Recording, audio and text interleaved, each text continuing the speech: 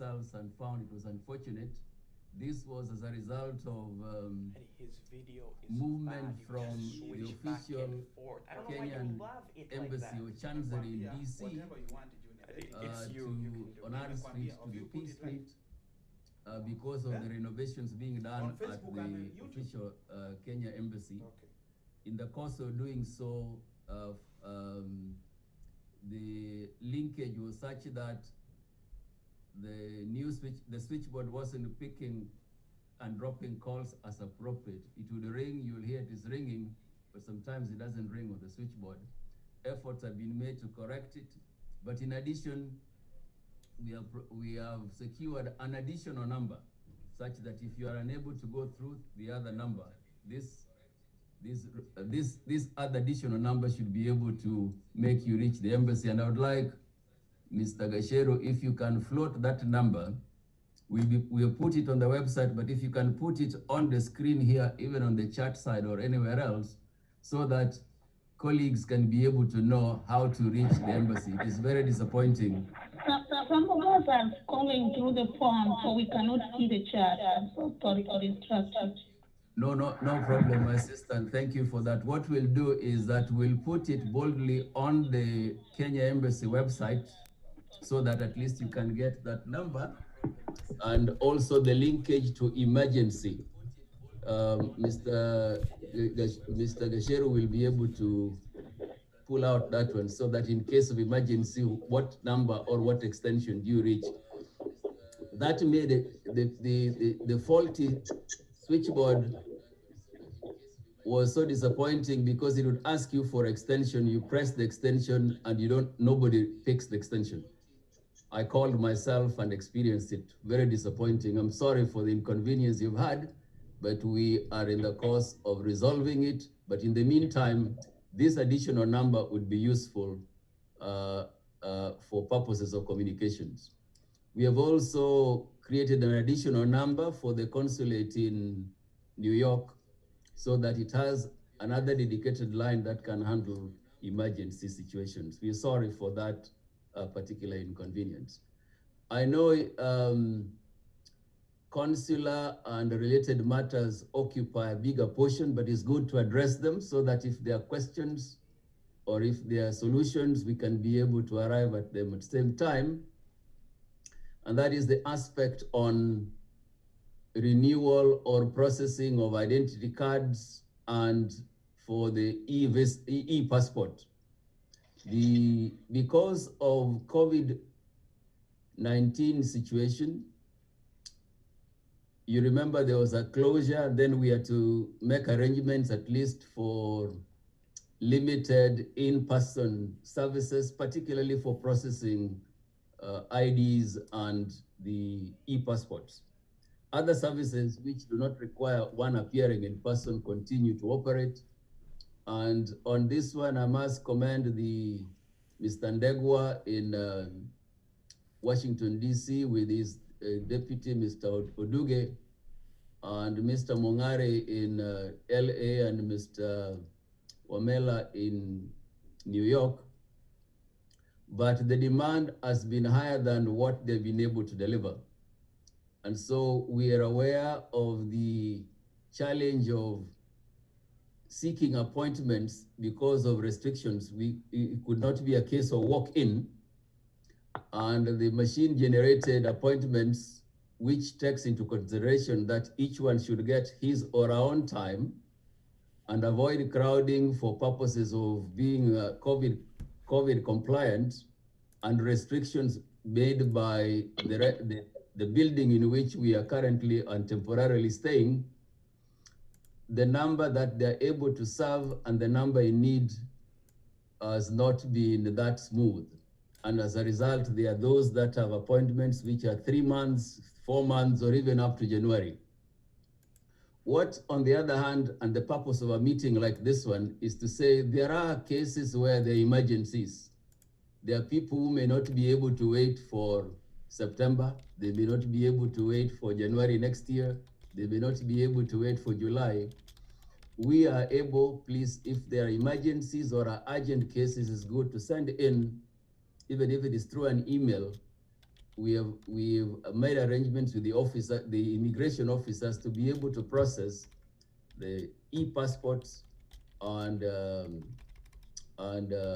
IDs relatively faster to take care of emergency situations for those that may not wait, as I said, for a much longer time. Now, there are cases where one might have had an expired passport, or one might have lost a passport but needs to travel to Kenya urgently, and it may not wait for the process of getting an ID and then subsequently getting an e-passport. I think in such situations, it's good for members of the diaspora to know that all missions abroad have what we call emergency certificate. That emergency certificate can be given to you to enable you to travel to Kenya, but it's a one-way. It means you take it when you go to Kenya, you'll get the passport from Kenya.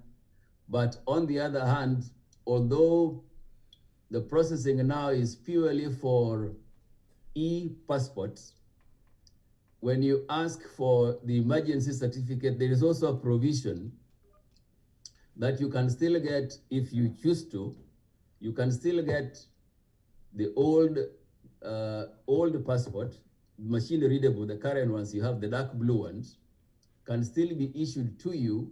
You can travel with it to Kenya, and it is valid until 31st of December this year, or until instructed to the contrary. In other words, even as you process your other new ID and you process your e-passport, there's nothing stopping you from using the old one, which can be processed and you can use for the next 9 or 10 months until they expire in December.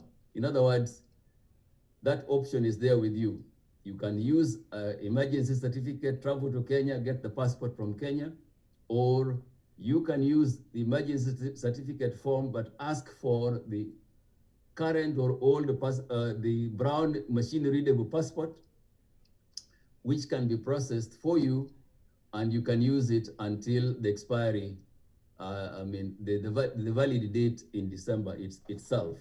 These are just but explanations we thought is good to get to you to be able to address emergency situations. Where there are emergencies, please get in touch, even if it is through email or through telephones. And that is also the need for having, if you're alone, we have the Kenyan groups, like the diaspora groups we have. There are quite a number that we knew of through conversations we've had with some of members of the diaspora. And as a result of getting information as to who are in need or in emergency situation, our immigration officers, who have always worked, even on weekends, can be able to attend to you and get you the e-passports on time. One thing that is good to clarify is that for the e-passport, it is a requirement that one must have an ID for renewal. For the old passport, you can get without the ID renewal. But for the e-passport, they require an ID. So it is important that you process the ID situation at the earliest convenience. The office in Los Angeles is processing IDs. Is only the e-passports that they have not yet started, but they are doing the IDs. We have also moved to be able to have the office in New York before the end of this month to start processing of the IDs, so that people from the Northeast don't have to travel all the way to Washington, D.C. just for purposes of the IDs. But we have appealed again, send reminders to Nairobi to authorize the office in LA and the office in New York to start processing the e-passports, because the numbers, leave alone distance, the numbers are big, such that if it was only the Washington, D.C. office, it will take a much longer time. We envisage that when we have New York, LA, and DC doing them simultaneously, the number would, the demand would gradually, the backlog would reduce, And then we are also hoping that when renovations are through, with the renovations going on at the Chancery at the moment, when they are through, we are hoping most likely in June or July, at least in our own premise with a bigger building, better space, we can be able to accommodate and take care of a relatively much larger number. I'm sorry I've taken much time on it, but it's a matter that is very close to the hearts of many Kenyans, that yes, demand is higher than what we can be able to do, but we are prepared and have made provisions to be able to take care of emergency situations, but particularly for processing of passports, both the e-passports and the old ones.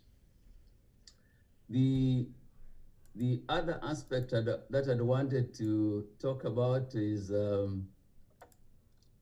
after the passport, the consular aspects, is also an appeal to our fellow Kenyans if we can continue to register, even if it is in groups. Let us know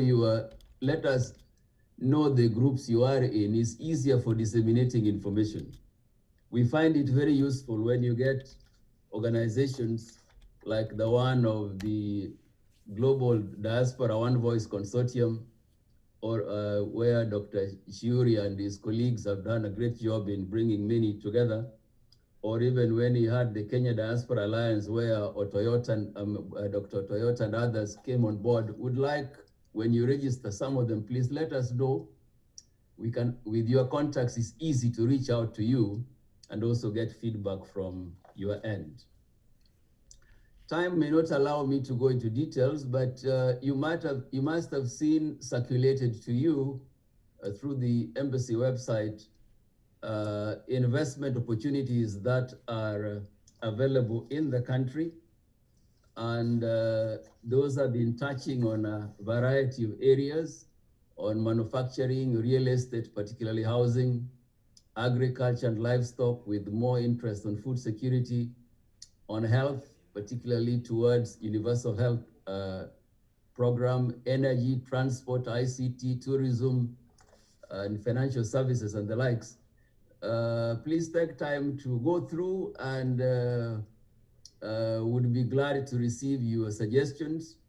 And instead of having a conference of, say, 300, 400 people, we are willing to arrange for specific Zoom meetings with you along those other lines. But it's important that it is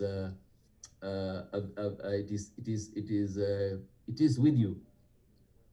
You might have also seen circulated to you the aspect on a survey requested by the governor of the central bank on the diaspora survey, particularly on remittances. Sometimes people get curious, but is out of recognition of the great contribution that the diaspora makes to the national development agenda, contributions even through the Forex.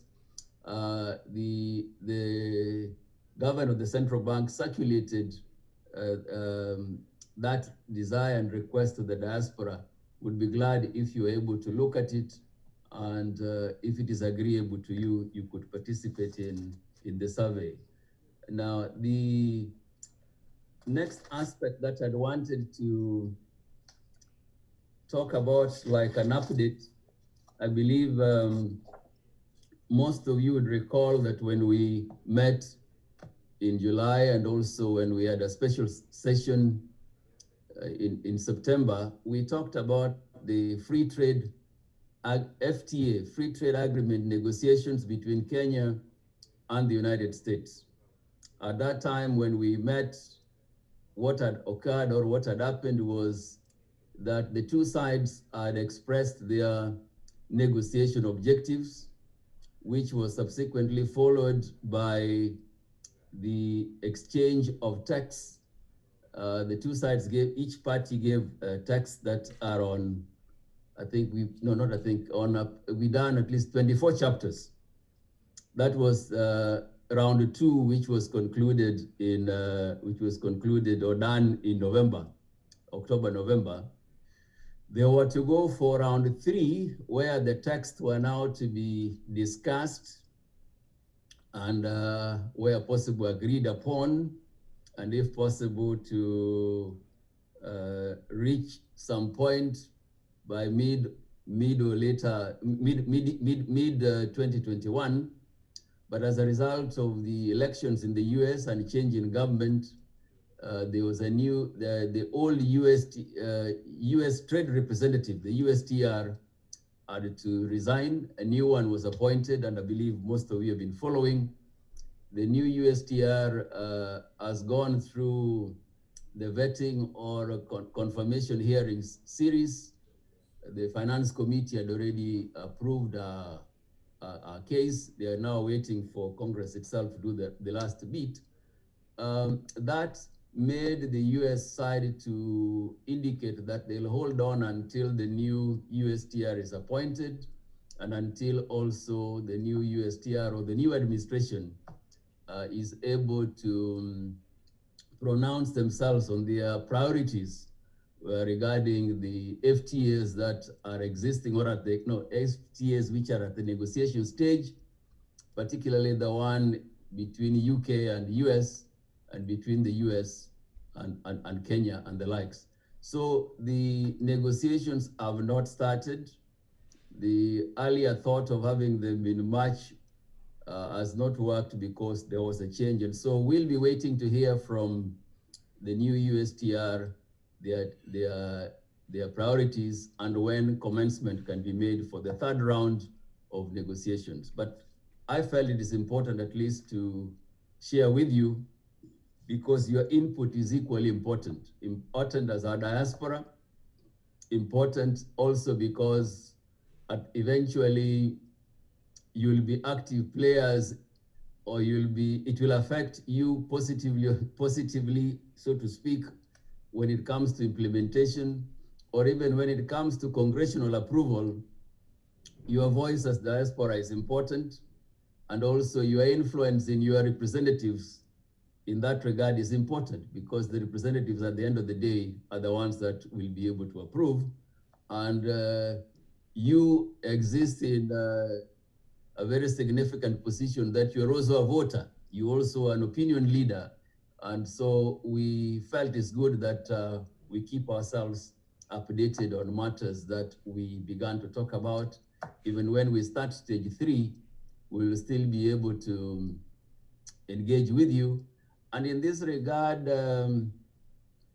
I had a chat with Ambassador Weru, the PS Minister of Trade and Industrialization, who is actually the chief negotiator.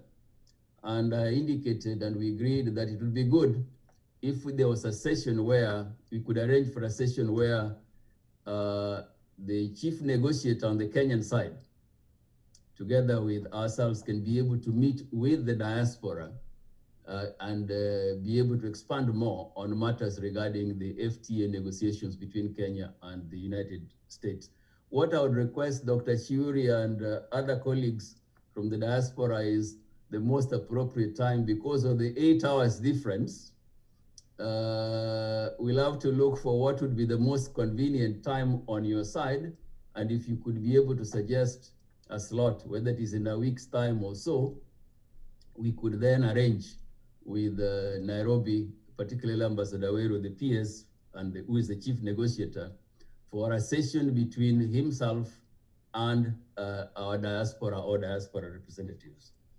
I know when I begin to talk, it will take too long, and we need to, it was to be an interactive session. It wasn't a monologue or a lecture from the ambassador. Ambassador also desires to get a feedback, good or bad, but it's important for purposes of managing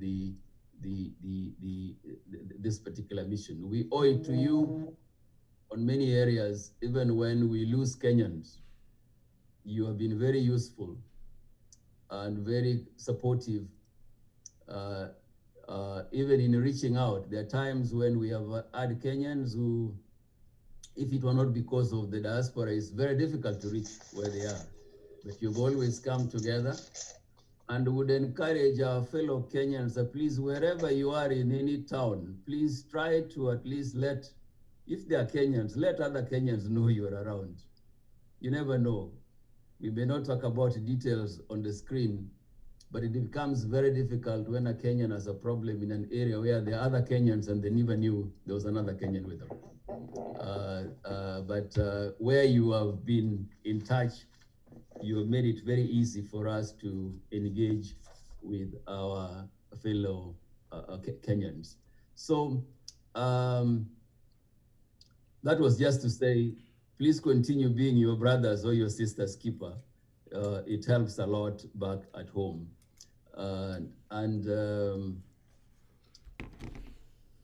To allow for, before we allow interactions, I thought it would be good if I could give Dr. Shiuri a chance, since the mission co-hosted this with him, to get his perspective, but there is no predetermined list of speakers.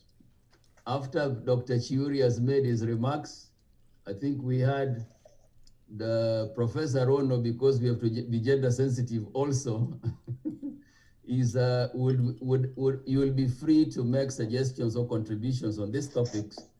The only thing is if we could be brief enough.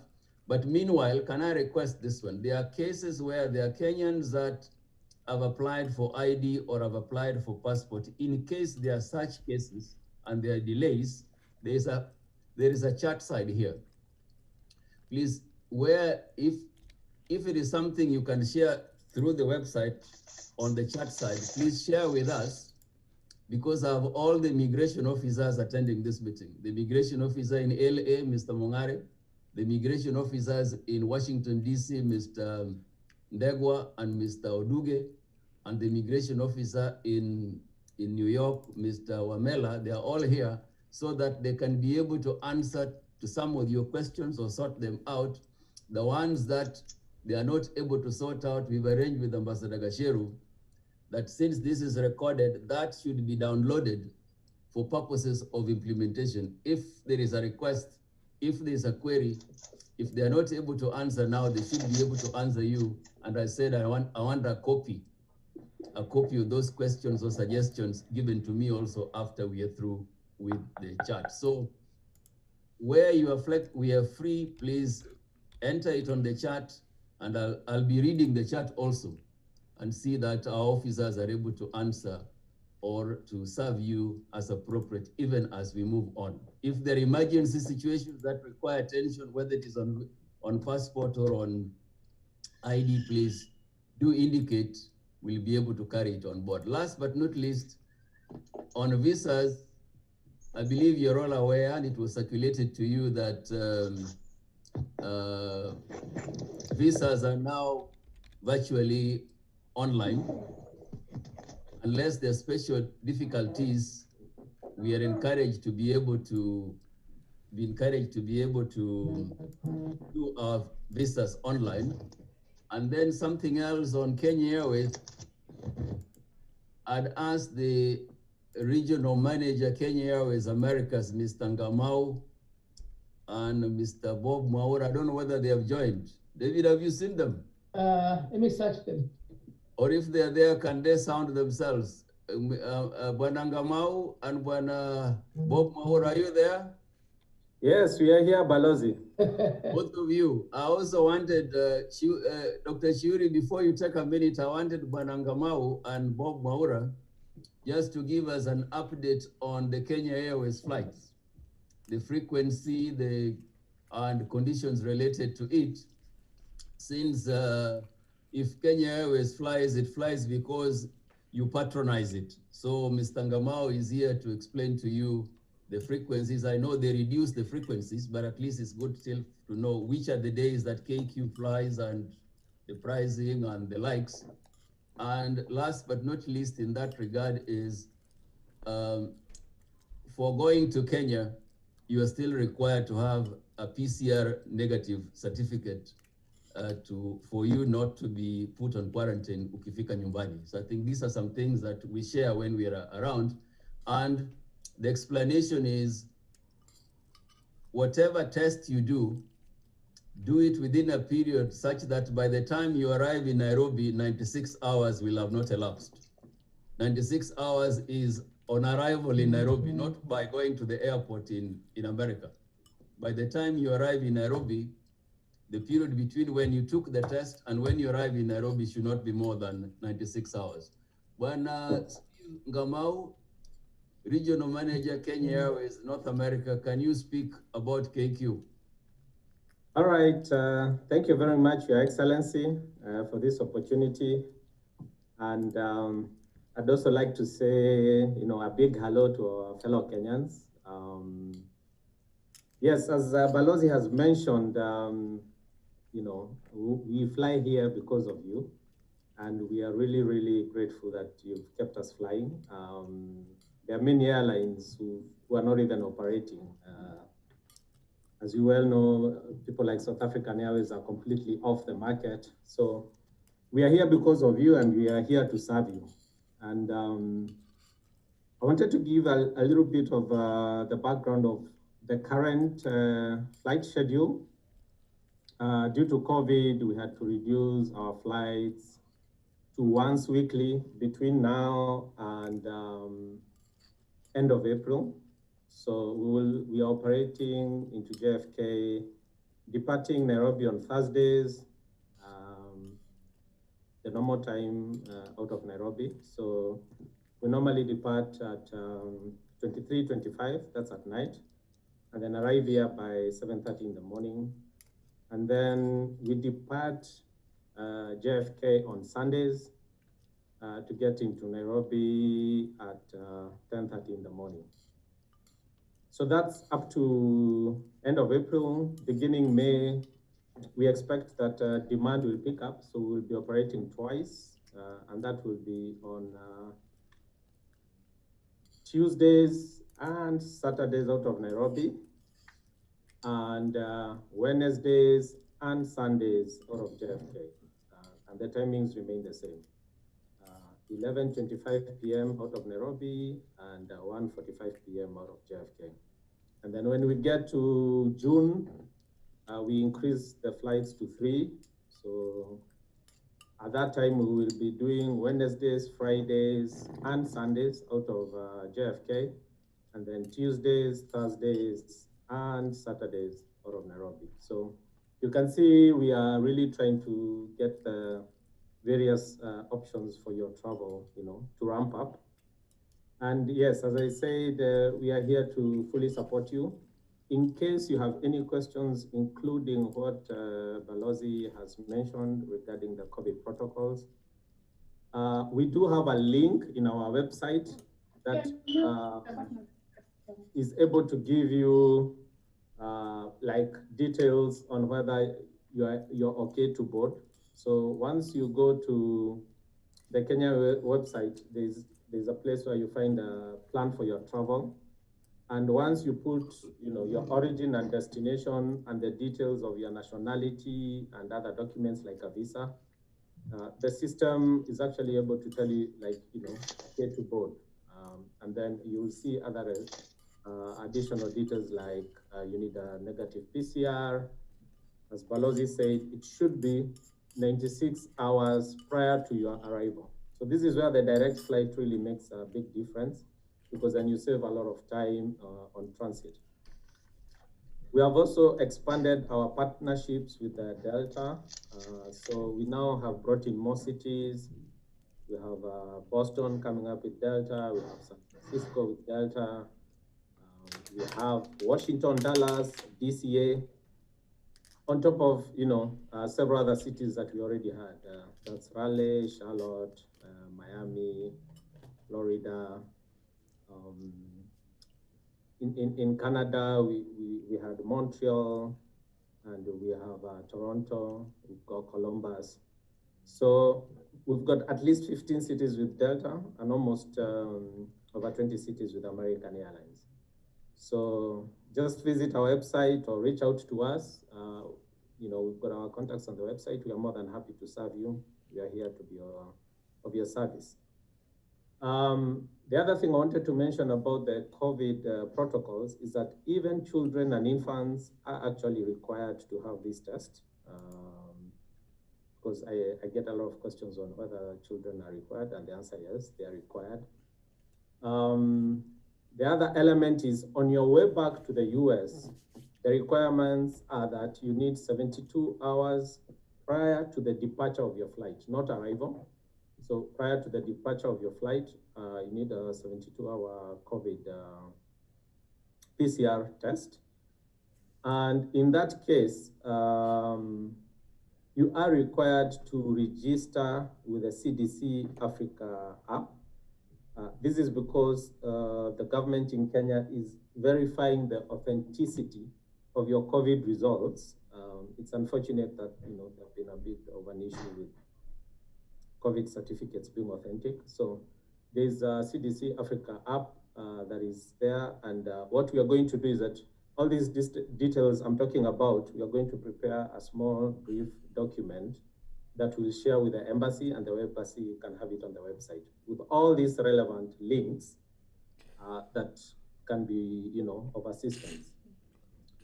And then currently, the other thing that I wanted to mention is that there are some restrictions when you travel via Europe. For us, sometimes when we don't have a direct flight, we were working with either our partners, Delta or KLM or Air France, to route passengers via Europe or even American. Presently, we are not able to do that because there are some restrictions for, unless you're an American citizen, to be able to land into the US if you've transited via Europe. And this is part of the COVID precautions that are being done. So we are limiting the sort of options that we are currently offering via Europe. And we're encouraging people to, just fly direct and play around with the flexibility of the dates. And then on our side, we are working very hard to ramp up, the frequency of the flights. So the restrictions via Europe are all guided by the US government. It's not because we don't want to give those options. It's simply because, the US government currently has some restrictions there. And then the other final point I wanted to mention is that we are working on coming up with a bereavement special care package. And it works two ways. If you're going home because of being bereaved, we want to see what kind of special fares we can offer. Or if in the event that you are bereaved here locally and you have to repatriate your loved ones back home, we are also working to see what are the special packages we can offer our fellow Kenyans. And to that extent, we'll also share with the embassy like the list of documentation that is required, because there's quite some process that goes on whenever that is that arises. So that again, Kenyans should be able to go to the website and see this is all that is required, and be able to get that service. So thank you very much. And once again, thank you very much for your support. You really are the ones who are keeping us flying into this country. Thank you, Balozi. Thank you, Bana Ngamao. There'll be other questions, but you didn't tell them about your ndege yako kwenda Kenya ni pesa ngapi? It's very cheap. The average fare now is actually oscillating somewhere between $750 and $1,000, thereabout. But yeah, we are actually offering very, very competitive fares. Actually, Balozi, the fare is not even an issue. So with all due respect, Bonangamau, can you tell us what KQ is doing about your poor customer service, constant cancellations? What exactly are you guys doing to address these issues? I think that's the main issue that a lot of people here would like to hear. Thank you. Yes. What we've done is that regarding the flight changes, a lot of it is, and it's happening generally in the airline industry, because we are trying to forecast how demand will develop.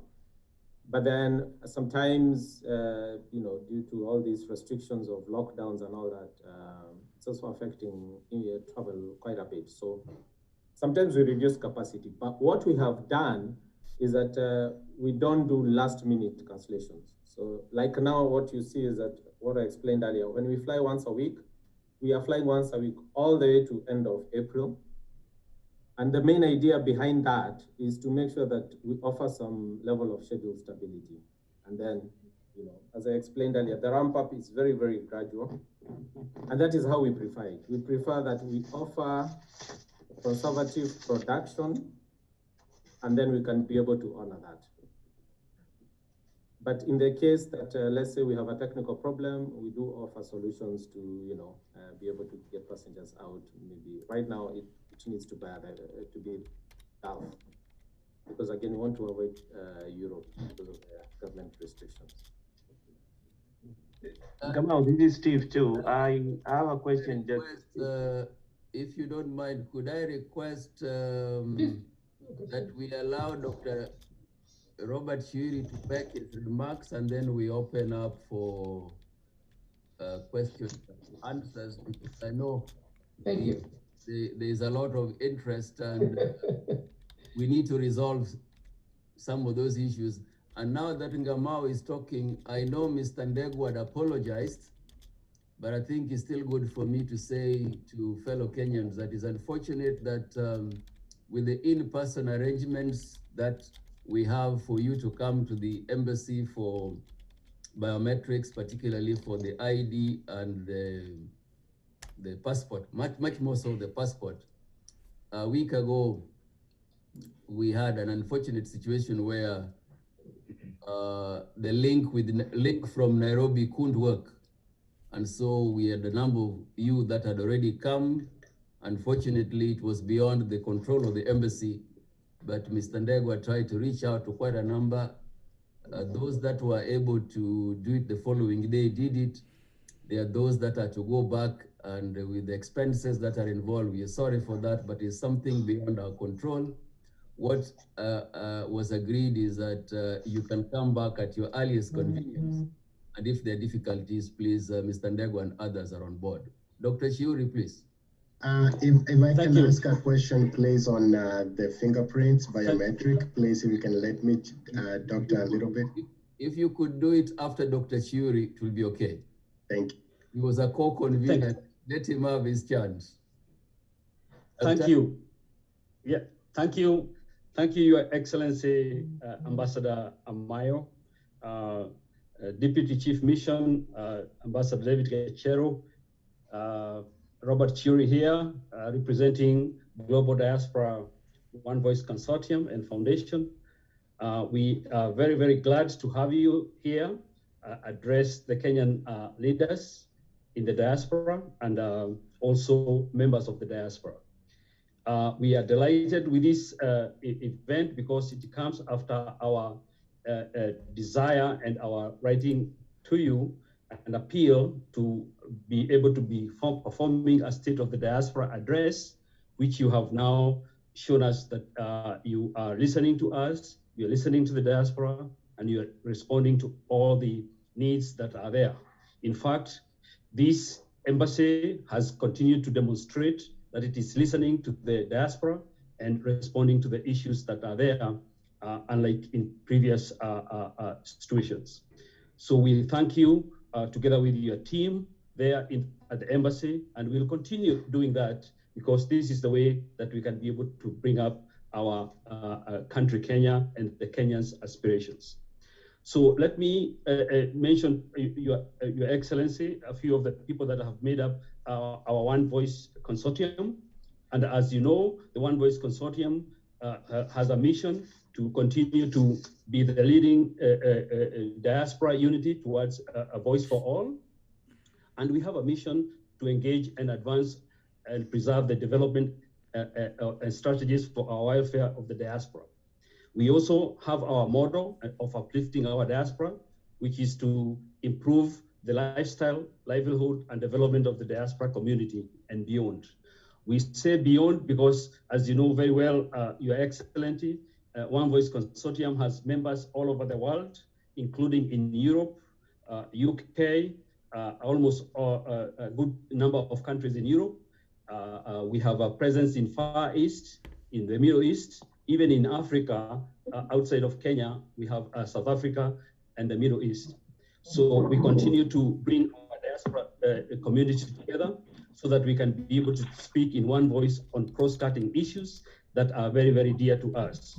And so we are very, very glad, Your Excellency, that you have responded to our request that every periodically or every 3 or 4 months, you are able to speak and address to the diaspora.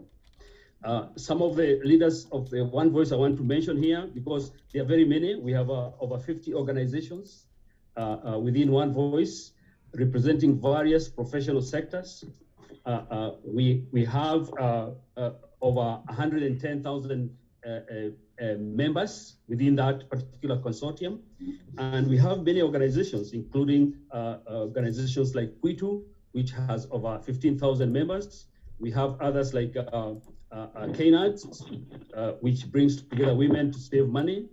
We have even KUDS, Kenya United States Diaspora Circle, and many others. I cannot be able to mention all of them, but I want to introduce the executive leadership of One Voice, which includes our first Vice President, Dr. Lucy Mackenzie.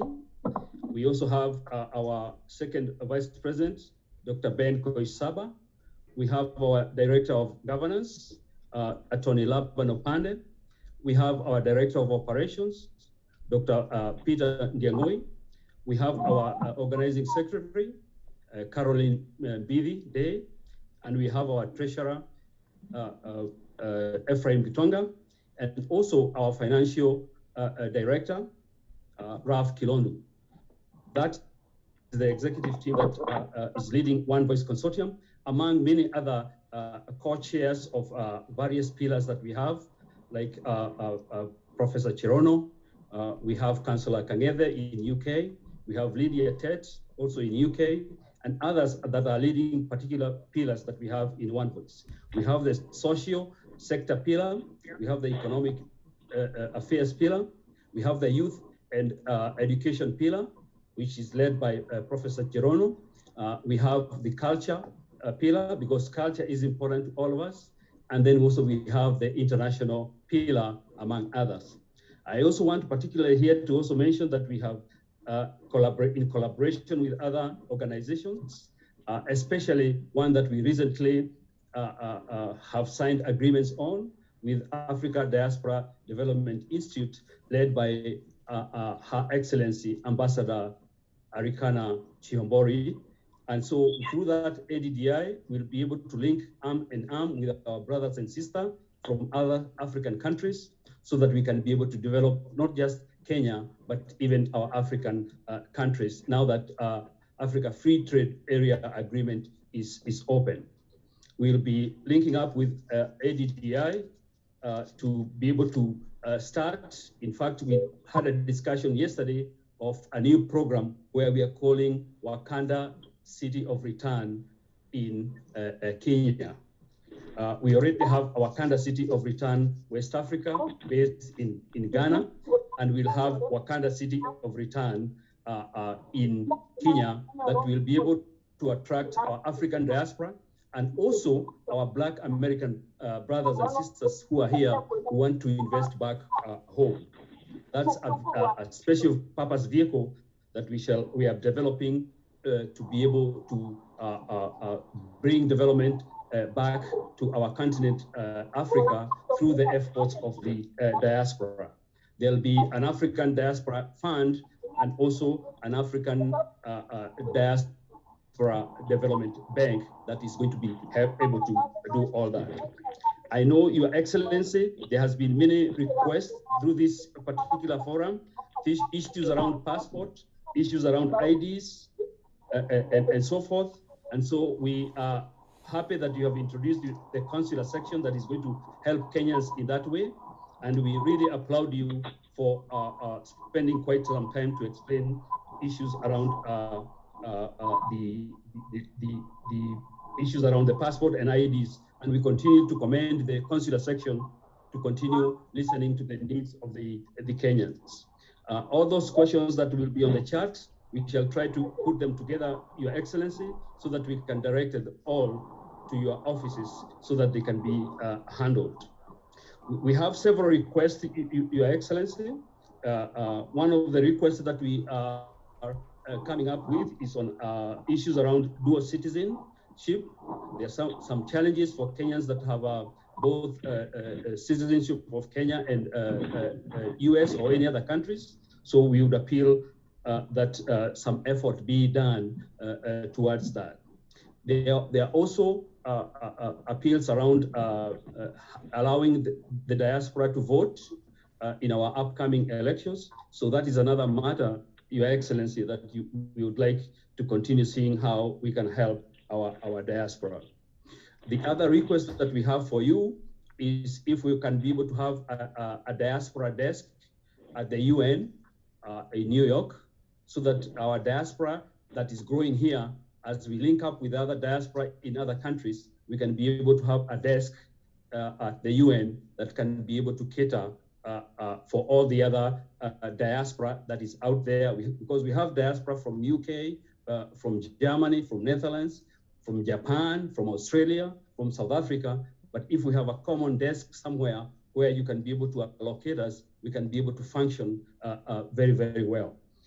We also continue to see a lot of improvements, savings and remittances back to Kenya from the diaspora here. So we continue to ask you to help us to develop a good vehicle and mechanism that would be able to help us, channel our remittances back home. We want to use our own diaspora vehicle for doing that, so that we can be able even to increase the amount of remittances that we are able to send back home. So without those few remarks, I want to mention that Global Diaspora One Voice continues to attract many organizations that are willing to partner together so that we can be able to work hand in hand and improve not just the diaspora, but even our country back home. We have many, many leaders. I cannot be able to mention all of them, but certainly we represent very many professional sectors and industry sectors and other forums where we will continue to work on that. We have also a special request, Your Excellency, and I know you have already agreed to it, that you'll also be welcome to our Kenya Diaspora Radio TV, so that periodically you can be able to address all the Kenyans in the diaspora at a go. That radio and TV station has a very wide listenership and a very wide viewership. And so it may be able for you to be able to reach each and every home in the diaspora. We continue to work with your embassy, and we will continue to work with our diaspora leaders to bring everybody on board in what we are doing. So with those few remarks, Your Excellency, I would want to thank you, and we will continue to work together towards improving not just the diaspora, but our fellow citizens back home. Thank you so much. Thank you, Your Excellency. Thank you very much, Dr. Shiuri, for that. I know time couldn't allow us to go into details, but you see, we learn from opportunities like this one. I've been going through some of the notes on the chat side, and Grace suggested, really, I think we can do that. Ambassador Gasheru, next time we can have breakout rooms so that yes, we can have, say, those that are dealing with particular issues go to those rooms, and others can continue with other areas, so that we don't have to keep everybody on one. But where are we now? Just 1 minute. Yes. Shiuri, can you stop sharing screen? I mean, we're watching a blank screen. Actually, it's just it's not me. It's not Joseph me. Makwata. Yeah. Joseph Makwata, stop sharing. Who gave him the rights to share? Whoever is the he needs to remove. The host can take it out. That's what I'm saying. The host can remove his right from sharing. Yeah. Okay, but for the moment he has to stop sharing though. Thank you. Yeah. Probably doesn't even know he's sharing. Someone tell him. Probably. Joseph Makwata, please remove the screen sharing. Before we start seeing some bad pictures, take it out, please. Yes. So, but you, if you are the sponsor, why don't you take up sharing rights? No, he can't. I'm sorry, I'm not. Or is the embassy? Joseph, you can exit the Zoom. Exit the Zoom if you don't know how to unshare. The person who started the call can remove by sharing also. Just hit share and it will kick the person out and then you can stop share. So the person who started this call, the one who's owner of this call, can start share and then remove.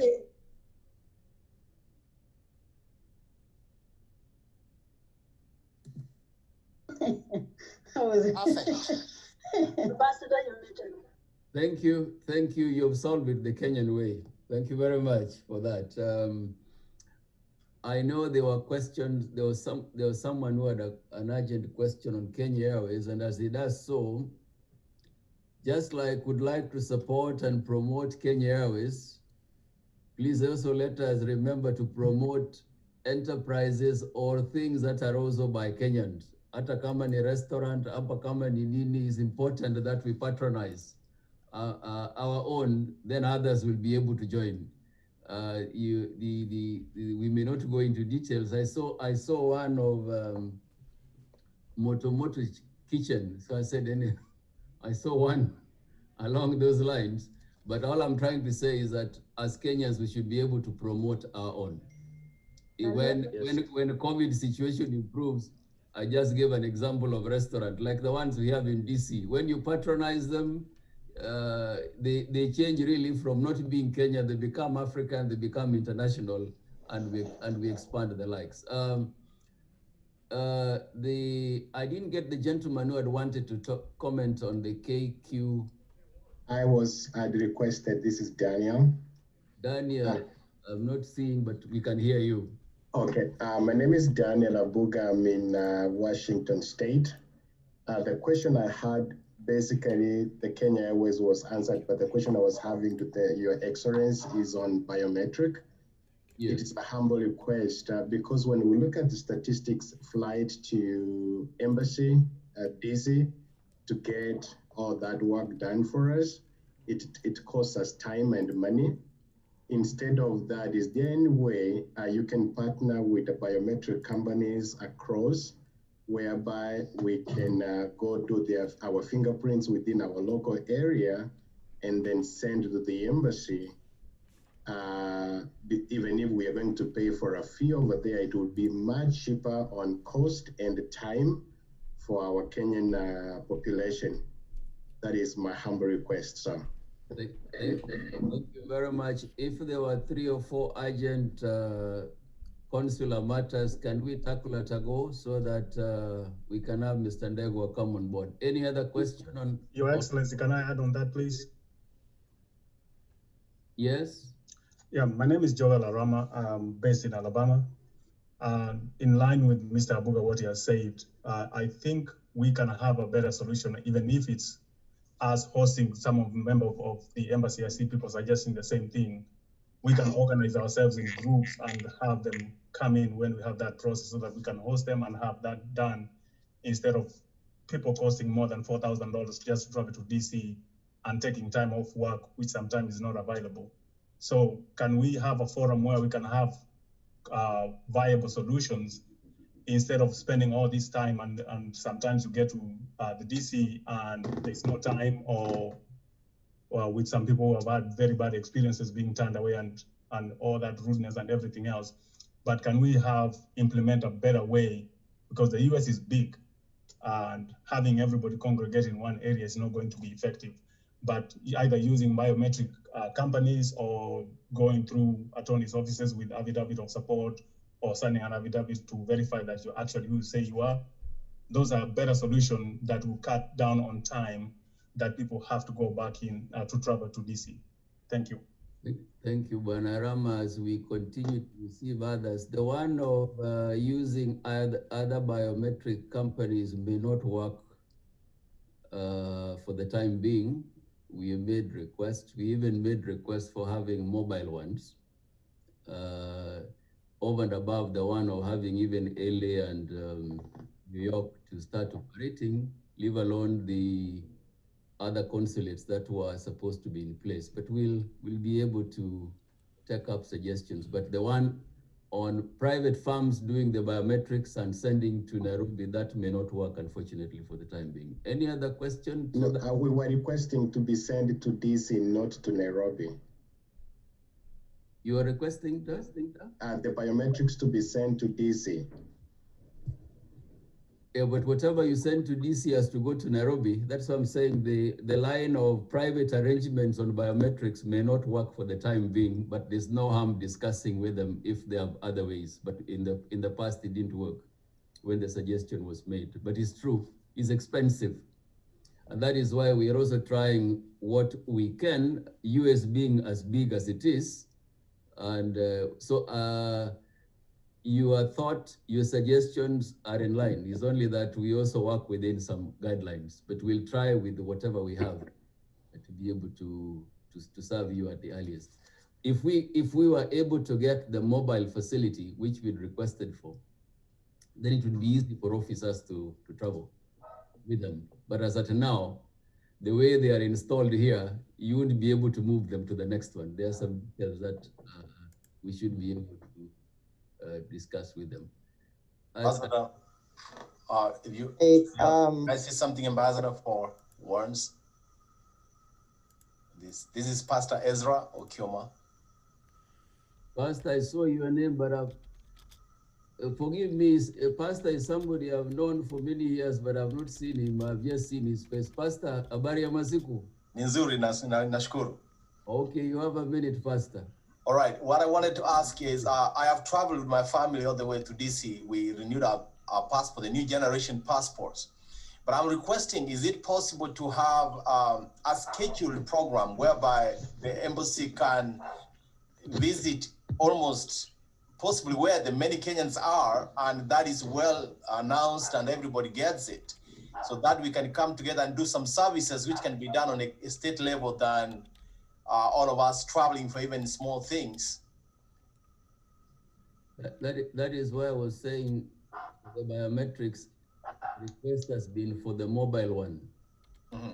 That is the bit I was talking about. You're right. I mean, like for example, if you went to Minnesota, you'll be able to attend to a much larger number of people than all coming this side. But I'm saying it is a serious issue that we have been taking up with the Ministry of Interior, and we hope that we'll be able to get a solution to first expanding the centers so that it is not only Washington, D.C. for purposes of the visa, but for the ID, LA is operating and New York will be operating. If we get the mobile facility, it'll be easier to reach out to you than you coming to D.C. That I understand.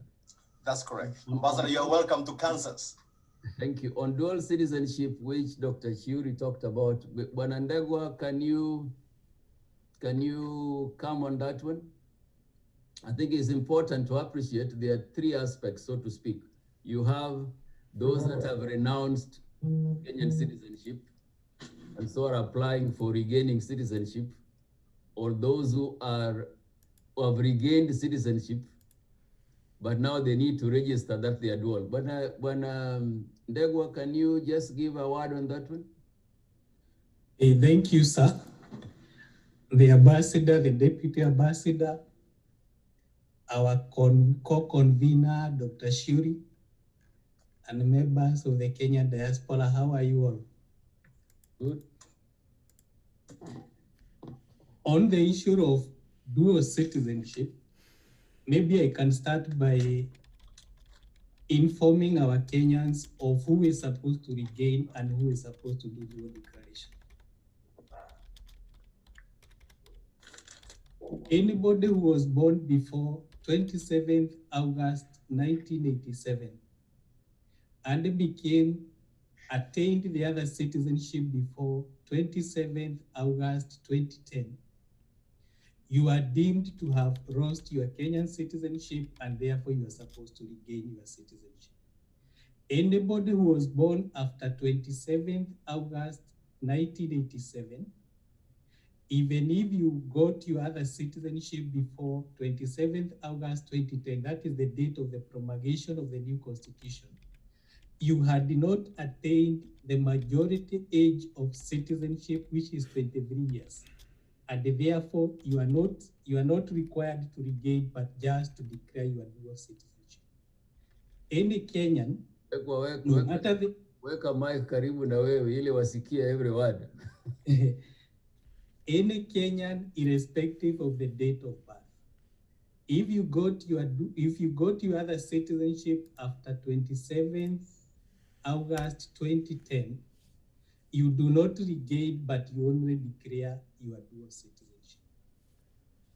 Then everybody who is a dual citizen and you are above 18 years of age, you are supposed to do a dual declaration. Those are the differences. Suffice is to mention that the issue of dual declaration does not take a lot of time. Maybe 1 month or 2 months are enough to do the dual declaration. But for cases of regaining, sometimes we have seen cases maybe taking over 6 months. But for all those people who have applied for the regaining of citizenship, either in New York, in Los Angeles, or in DC, periodically we do a list and we do the follow-up from Nairobi. Thank you. There was another burning question, Mr. Ambassador Gasheru. I hope you're following. Who was the next one? Ambassador Amayo, may I just ask a quick question, please? Just for a quick recap. Sounds like Miriam. It is, yes. How are you doing, Ambassador? Fine, Miriam, Kenya, the AU office in New York. Thank you. Thank you very much, Ambassador. It's about the recap of the dates that the gentleman who just spoke a few minutes ago said. Could he put that in the chat? People born before 1983 and got their citizenship by 2010, what is the issue? The other ones born afterwards, what's the issue? So that this way we can just have a recap, if possible. That would be great. Thank you. Thank you, Miriam. So some of us are on phone. We cannot access the chat. So I'm so sorry to interrupt. Okay, we'll get. David, how are you going to handle that one? We need to have a way so that those following on phone can still be able to get the same information.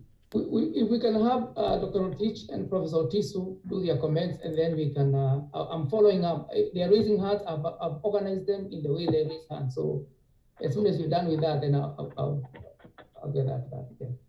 Okay. Can I have an opportunity to speak? Yes. Hi, everyone. My name is Linda Stewart. I am the CEO and owner of Moto Kitchen. I'm sure many of you know me from the Kenya Embassy, myself, and some of the entrepreneurs who will support you. I am also the Director for Communications for Delaware African Caribbean Coalition, which is a nonprofit organization that is based in Delaware. One of the roles of DACC is to partner with our governor here in Delaware for investment opportunities within, within the United States and also beyond, where we are also dealing with several African countries. So I just wanted to bring that awareness to everyone to actually go to the DACC website to look at more information and follow us on Facebook, because as the only Kenyan who is part of the organization, sometimes I feel like we're losing a lot as Kenyans because DACC has a commission right here in Delaware. And for those who may not be aware, the Port of Wilmington is actually where a lot of trade opportunities happen. And we partner with a lot of government streams to just make it happen. So this year, DACC has a huge agenda, of course, to continue with this vision. So I would encourage, my fellow Kenyans to follow. And then also just to the ambassador, DSCC actually has written a letter which is coming your way to introduce the new executive team for 2021 and 2022. And we'll be obviously inviting you to have several meetings so that we can discuss further. Secondly, as an entrepreneur now, for myself, as Moto Kitchen, I've been in business for, I guess, 6 years. My question to the embassy is, what can the embassy do to support our small businesses from the ground? I know there are so many organizations out there that have partnered to try to, come up with many initiatives and developments, but then I think the common Wananchi feels that pain point where we are not able to see that breaking point where we are getting beyond, and even with the I guess the benefits that the government, the United States government has, it's like at some point it's very challenging if you're dealing with it on your own. I think, I feel like the embassy needs to give us more support so that us minority women especially can have that leeway where we can advance our businesses also with the trade opportunities, because we have those benefits that we can explore. And I know the last time you had a meeting, I had mentioned about, so many initiatives that are out there, but then I think I'd like to see if we can have a meeting to further discuss it. That way we can see how we can support minority women from the ground, so that our businesses can be able to kind of get above that point where we are struggling to, try to get a footing. Thank you, Leader. Thank you. Thank you, David. Can I believe Moto might need an opportunity for further discussion on that. Yeah. With David and Mr. Ngonga, but can you go to, I'm sorry, you didn't get to Professor Rono? Yes, Professor Rono, yes. Dr. Rono, and then Otiso, then we can open up to everybody else, please. Yeah. Yes. Good evening, my brothers and sisters. Your Excellency, Ambassador, and you call me Professor Rono. It is Gerono Rotich. Yeah, Rono, I'm sorry. That's okay. And my brother Kennedy will tell you that. That's the correct name. Don't worry, Mr. Cheriot will correct me after this. Yes, I know you will. Yeah, he's my big brother and he takes care of his little sister. So thank you. So thank you so much, Your Excellency. Thank you so much, Dr. Gashero, for the great work that you do. And I do want to give special kudos to Ndegwa. I know we have a lot of complaints, but Mr. Ndegwa does an amazing job. I just want to share that. If you're able to reach out to him, he will go out of his way to help. I remember this week I had an issue I was trying to get on the phone. I could not get it. He actually connected me to the counterpart who is in Canada, and we were on for almost an hour trying to resolve that. So what I want to say is, I want to share kudos, because once you get in touch with your embassy personnel, they will go out of their way to assist. So thank you so much, Mr. Ndegwa and your colleagues, for going out of your way to assist, and for the new number that you've given us. So on behalf of myself and on behalf of One Voice, One Diaspora, I also speak on behalf of the Kenya Scholars and Studies Association, where I'm the current president. Of course, my predecessor and the founder is my mentor, Dr. Professor Kefo Otiso. And I also speak on behalf of the Kenya Students in Diaspora, where we bring together students, international students, student athletes, first generation Kenyan students, and to make sure that we're supporting. All of us came to this country in one way or the other, but we've been supported and we've come this far. So our focus is to support those students and to ensure that they're being successful. So we work very closely hand in KESA, Kenyan Scholars and Studies Association, and I hope to see you at our conference in Dallas in September. Ambassador Amayo, thank you for advance to come to our conference. My question now is, again, all the other questions I've been asking, I don't want to repeat myself. Again, just thanking your staff, they do an amazing job. Is what is your embassy doing to support students? That has really been my pain point that I have, is we see a lot of students who come here, especially during COVID, there's been a lot of challenges here and there. What we've done is, and I'm going to show you what we've done, is we've reached out to, personally, I've reached out to the Council of Governors, the education, the person who is in charge of the Education Committee with President Diangui. We've also reached out to the National Assembly, and I've spoken with the person who's in charge of the chair of the education, as well as the Senate. And if you are aware, there was a directive, again, that was in consultation with the help. There was a directive by His Excellency President Uhuru Kenyatta in 2017, where he directed that all students in diaspora should be given access to help funds. Right now, the students in Kenya and the students in East Africa have access to that.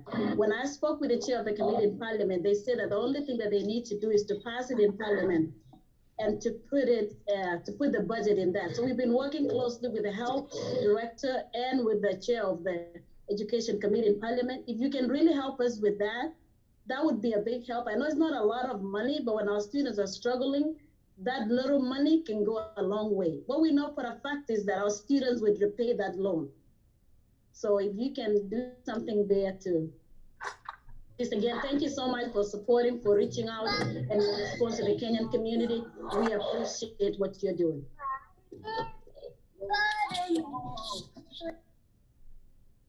David. Professor Tiso, are you there? Yeah, I can. I'll be quick in the interest of time. Okay. Yes, please. Okay. I just wanted to bring to your attention, Balosi, all protocols observed. Thank you for the address. Just 4 things very quickly. I think we need to move towards permanent solutions to the issues that are being raised. And one of the obvious solutions, which has been... Professor, not to cut you off, but could you please adjust your camera? We only seeing part of your face. I don't know. Yeah, that's We're better. just seeing your bald head, Professor Tiso. I didn't say that. Okay. Yeah, anyway, so the first point I wanted to make is we really need to move towards permanent solutions to the issues that are being raised. A few years back, His Excellency was here and he promised to offer increase the number of consulates. I even remember doing a map and actually making specific recommendations. We had interviews and that exercise died. And really what I'd like to suggest is anytime the government does something and raises our hopes and then it changes its mind, can we please be told that the government has changed its mind? Because otherwise we are left hanging, expecting something to happen, but and at the end of the day, then we hear there's a new protocol and we don't even know when there was a change of plans. Meanwhile, a number of us have already invested emotionally, financially to make these things happen. So really the consulates in the Midwest, Chicago, Kansas, Minneapolis, Dallas, Atlanta, where you have these large concentrations of populations are desperately needed. And really, it would be nice to hear from you and what the government says. I mean, we know it's not you, but at least somebody should say, this is why we are doing it, or we're gonna do it next year, or we don't plan to do it. So at least we know, rather than circling the wagons, asking the same question over and over again. And meanwhile, when it comes to issues like remittances, like money, the government has moved, but when it comes to our issues, we are not being listened to. We're feeling like a cow that is being milked without even the courtesy of being given hata nyasi kidogo. If I may be so blunt, Bwana Balozi. Because we just can't keep, we are family, so we have to be direct on some of these things. Number 2, it's not just the financial remittances that we need to talk about. Another issue that we have always asked for is formal channels of remitting our skills. That is actually what will help Kenya even more. The US has the Fulbright, program. They have the Peace Corps, things like those. And I remember even engaging the president at some point and saying, take even 2% of the remittances we send and use those amounts of money to set up the structures that we need to be more effective. All of this development you see in China, when Balozi, was done by the Chinese diaspora. So we can't keep saying that we need to develop Kenya when we are failing on the basic issues of creating the formal structures for allowing this diaspora to actually do what it can do. And this is another thing we've been saying over and over again. We hear it's gonna come up again, and it never comes. So not just remittances as money, but remittances as skills and those types of things. So of course, the diaspora voting rights, I don't need to go there. We've been saying that many times over. And the last issue, very quickly, when it comes to opening services on the e-citizen site, even now you are seeing a requirement we have to use a phone number in Kenya, which has an M-Pesa. We live here in the US, is it really that difficult to allow us to register using a US phone number? And the last point, even when it comes to uploading documents, can you please tell whoever is running that website in Nairobi to say what file type they need? If they need documents as PDFs, please let them be PDFs and let them say the size of the PDF.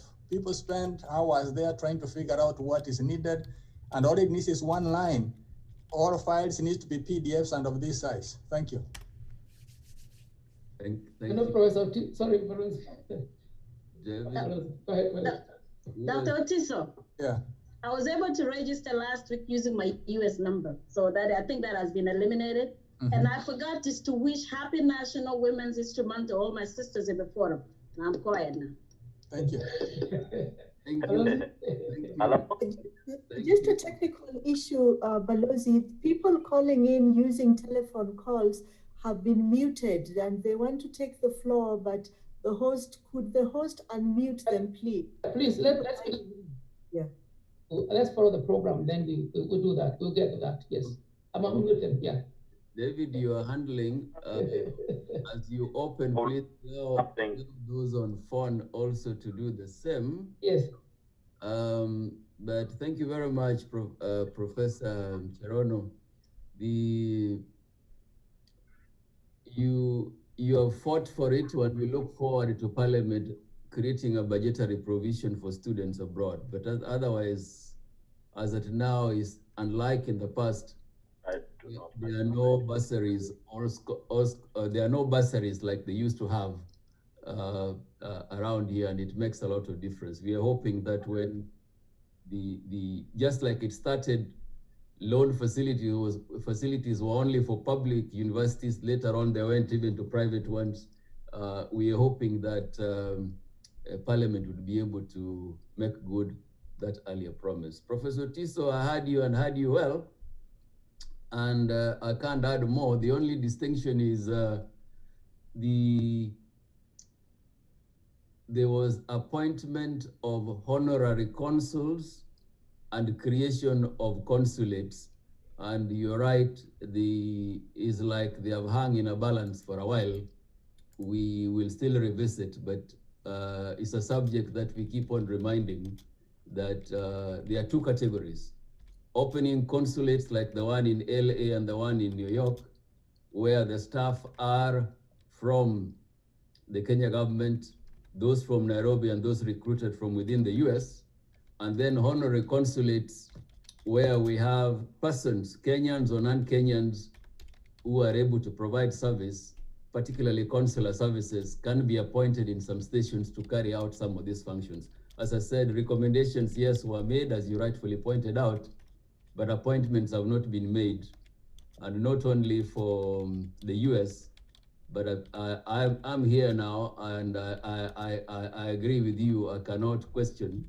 I agree with you that based on distance, number of Kenyans, there is justification for having both increase in consulates and increase or appointment of honorary consuls.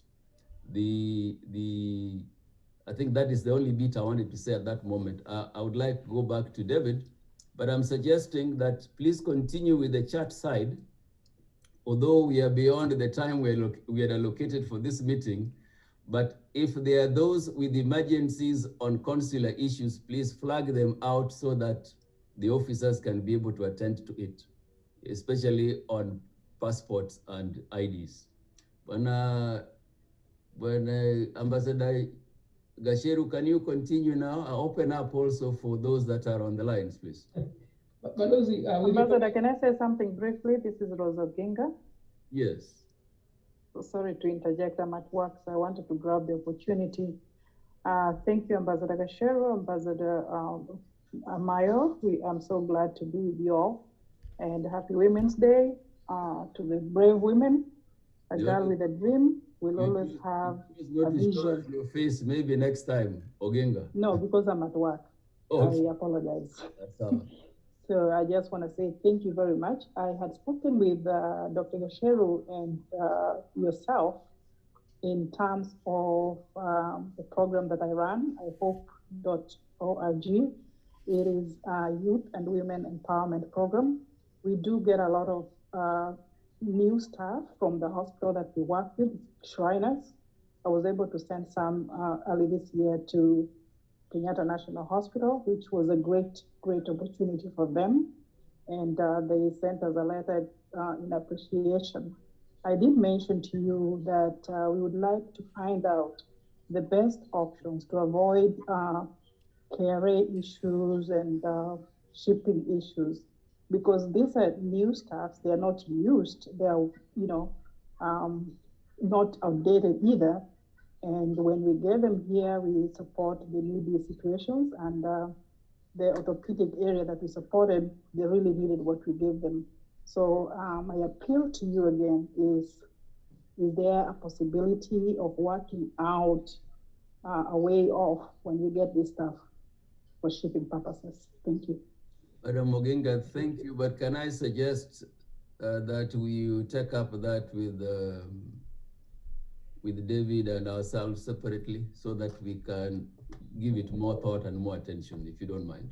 Thank you. Thank you for your time. And this is David Ogega from Atlanta, if I may. Let's follow them, because there are people who have raised hand a long time ago, and I haven't called them. If you don't mind, please. I have your name on, but if you don't mind, let me just. Okay, there are that's so fine. many people who had called and they haven't. No, that's fine. That's fine. It's all right. So quickly, please give yourself at least a minute so that you can allow everybody to come. We have about 9 people who have raised their hands. Kindly, please just use 1 minute, be brief.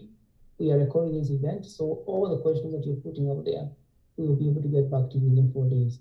So I will start with Stephen Mwaka, who raised his hand first, please, and then followed by Mr. Seed Group, followed by Murugi, followed by Masharia, followed by Ken Mulia, followed by Maina Mutia, but I'll call you in order of that. So let's start with Stephen Mwaka. Thank you. How does somebody? Hello. So I do have a question. It's to Ambassador and also KQ. It's regarding for us who live in the south part of the US. It's so hard to connect through New York, and I'm wanting to find out if there are any plans with KQ or the Ministry of Transport to either add another route to one of those southern states, maybe Dallas or Houston, or may it be Atlanta. Because we've tried to connect through New York and it's very challenging. I agree with you, Steve, but we'll push that question to KQ, but I'm sure it's a business development question, but we'll get that to Steve Gamau and we'll get back to you. Thank you very much. All right, that's a very good question, Stephen, and thank you. And you're right. One of the things that we have to keep on doing is improve our, let's say, value proposition to our fellow Kenyans. And for instance, you mentioned the Dallas, which is where we have the biggest concentration of Kenyans. We really need to make sure that we are able to serve this very important market. So what we actually did is really talk to Delta for quite a while, and they agreed to, for instance, give us Dallas as one of the points. And we even made sure that our flight is now departing later. So we pushed our flight to depart at 1:45 instead of 12:45, specifically to be able to connect to Dallas. And we do have also options, again, with Delta for Houston. Atlanta, not yet. It's work in progress. But what we are doing is that we are continuously trying to improve this connection. So, for instance, if you look at any time from April going forward on our website, you will find a very nice connection via JFK, less than 2 hours layover time in JFK before you connect between Delta and the KQ flight. And this is obviously an ongoing situation that, you have to keep on improving and aligning the connections between between us and the partner airline.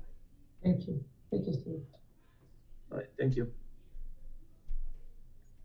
This is Simon Ogeto from Chicago. Can you hear me? Yes, we can hear you, sir. I want to thank you very much, Balozi, and your team for holding this great conversation with the Kenyan community. And I also want to take this opportunity to salute my fellow Kenyans from Illinois who have logged in to be part of this conversation. I have a suggestion and a question at the same time, which I hope can help address this issue of biometrics. A few years ago, the embassy carried out an effort going from state to state doing ID registration. And they were able to take these biometrics of all these Kenyans who have now the new small ID. How is it possible that immigration and registrar persons could actually link up their documents, especially on biometric sharing, so that, especially if it's recently recorded biometrics, and if they're good enough to be used, and you can prove that they are good for this new issuance of the passport, I hope that can reduce the number of people be streaming to Washington, New York, or DC between now and December. So that's one thing I would like to know, if there's such a possibility. The other question is, in the event the embassies and consulates do not manage to address the capacity of Kenyans in the diaspora by the 31st of December, when the current passports are supposed to expire, are there provisions put in place to either create an extension or somehow, I hope you will have gotten the mobile biometrics equipment, and we can welcome you in Chicago to really help out our Midwest people. So those are the questions I have. And again, I just want to say thank you so much. I know you thanked everybody. Most of these are appointees from Nairobi. Your local staff do an awesome job. And I want to say that over the last 20 plus years, I've worked with the embassy. I've had such a great experience. And I think you should brag to say you are corrupt free. And that's a good thing for Kenya. Thank you. Thank you very much, Steve. Thank you. The next person, believe me, we are right now, we are running about 500 to 600 people. So I'm trying to control the crowd. So I ask your patience. We might not be able to answer all questions, but at least now we have opened this forum, and we have seen how interesting it is. I think from here onward, most of the questions are repetition questions, but we will continue with the people who have raised their hands. So please bear with me. The next person is Masharia Kuria. Hey, Ambassador and Dr. Shuri, thank you very much for giving me this opportunity to be on the forum. I would like to have a couple of questions. First is, somebody said that the application to the biometrics e-passport is helping somebody when they have a US number. I would like the embassy to give like a small, maybe put some in there so that somebody can know, the number format they need to enter, so that they don't have to be frustrated trying to log into and get a new e-passport. Number two, we have a couple of requests that we've been getting from the Kenyan government regarding taxes. Most of us, we live here, we have property in Kenya, but sometimes we have to pay taxes in Kenya, and we don't have representation in Kenya. We can walk from here, but it's obviously not because there's a red light. Okay. No, Hello? Anthony, could you please mute yourself? Hold on. Can you hear me? Yeah, we can hear you, yes. Yeah. So I wanted to ask, do we have to request, do we have to put in the tax information if we don't live in Kenya? Number three is, last year, the diaspora people remitted more than $3 billion to the Kenyan economy. is there a place, something in place that we can tap that kind of finance, and then maybe we can give credit to the the Kenyan government versus us going to China to borrow money? And also, since we have a big putting cash into the economy, can we get representation in parliament? Thank you. Thank you very much. But Balozi, these questions, you want to answer them at the end, or you want to? There are a lot of questions. The next person is Murugi. Can you go ahead? Yes, thank you very much, Balozi Amayo. And my name is Murugi Motiga, and I am the chair of the Kenyan Women in Minnesota organization. And happy Women's Month. And we had a very good session with LA Embassy, Gerald Mongare, and he answered quite a few of our questions, and we appreciate it. I would also like to say that the embassy website, you've done a great job with streamlining the information, and it has made it much easier for us to be able to maneuver. One of the suggestions that came from, some of the suggestions that came from our session was that people would like you to include a comprehensive Q&A section in the website, because some of these questions we ask are repeated over and over again, but if there was a Q&A section, that would help.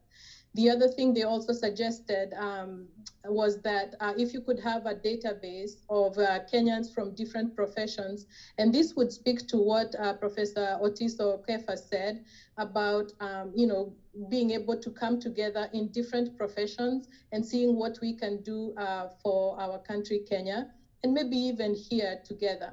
So a database of Kenyans in different professions and also the different organizations. And then something also we were hoping that you could do is establish a Kenyan youth kind of a program for our youth, but more than that also establish volunteer opportunities with the embassy. I know one of the challenges that you have is increasing your social media presence.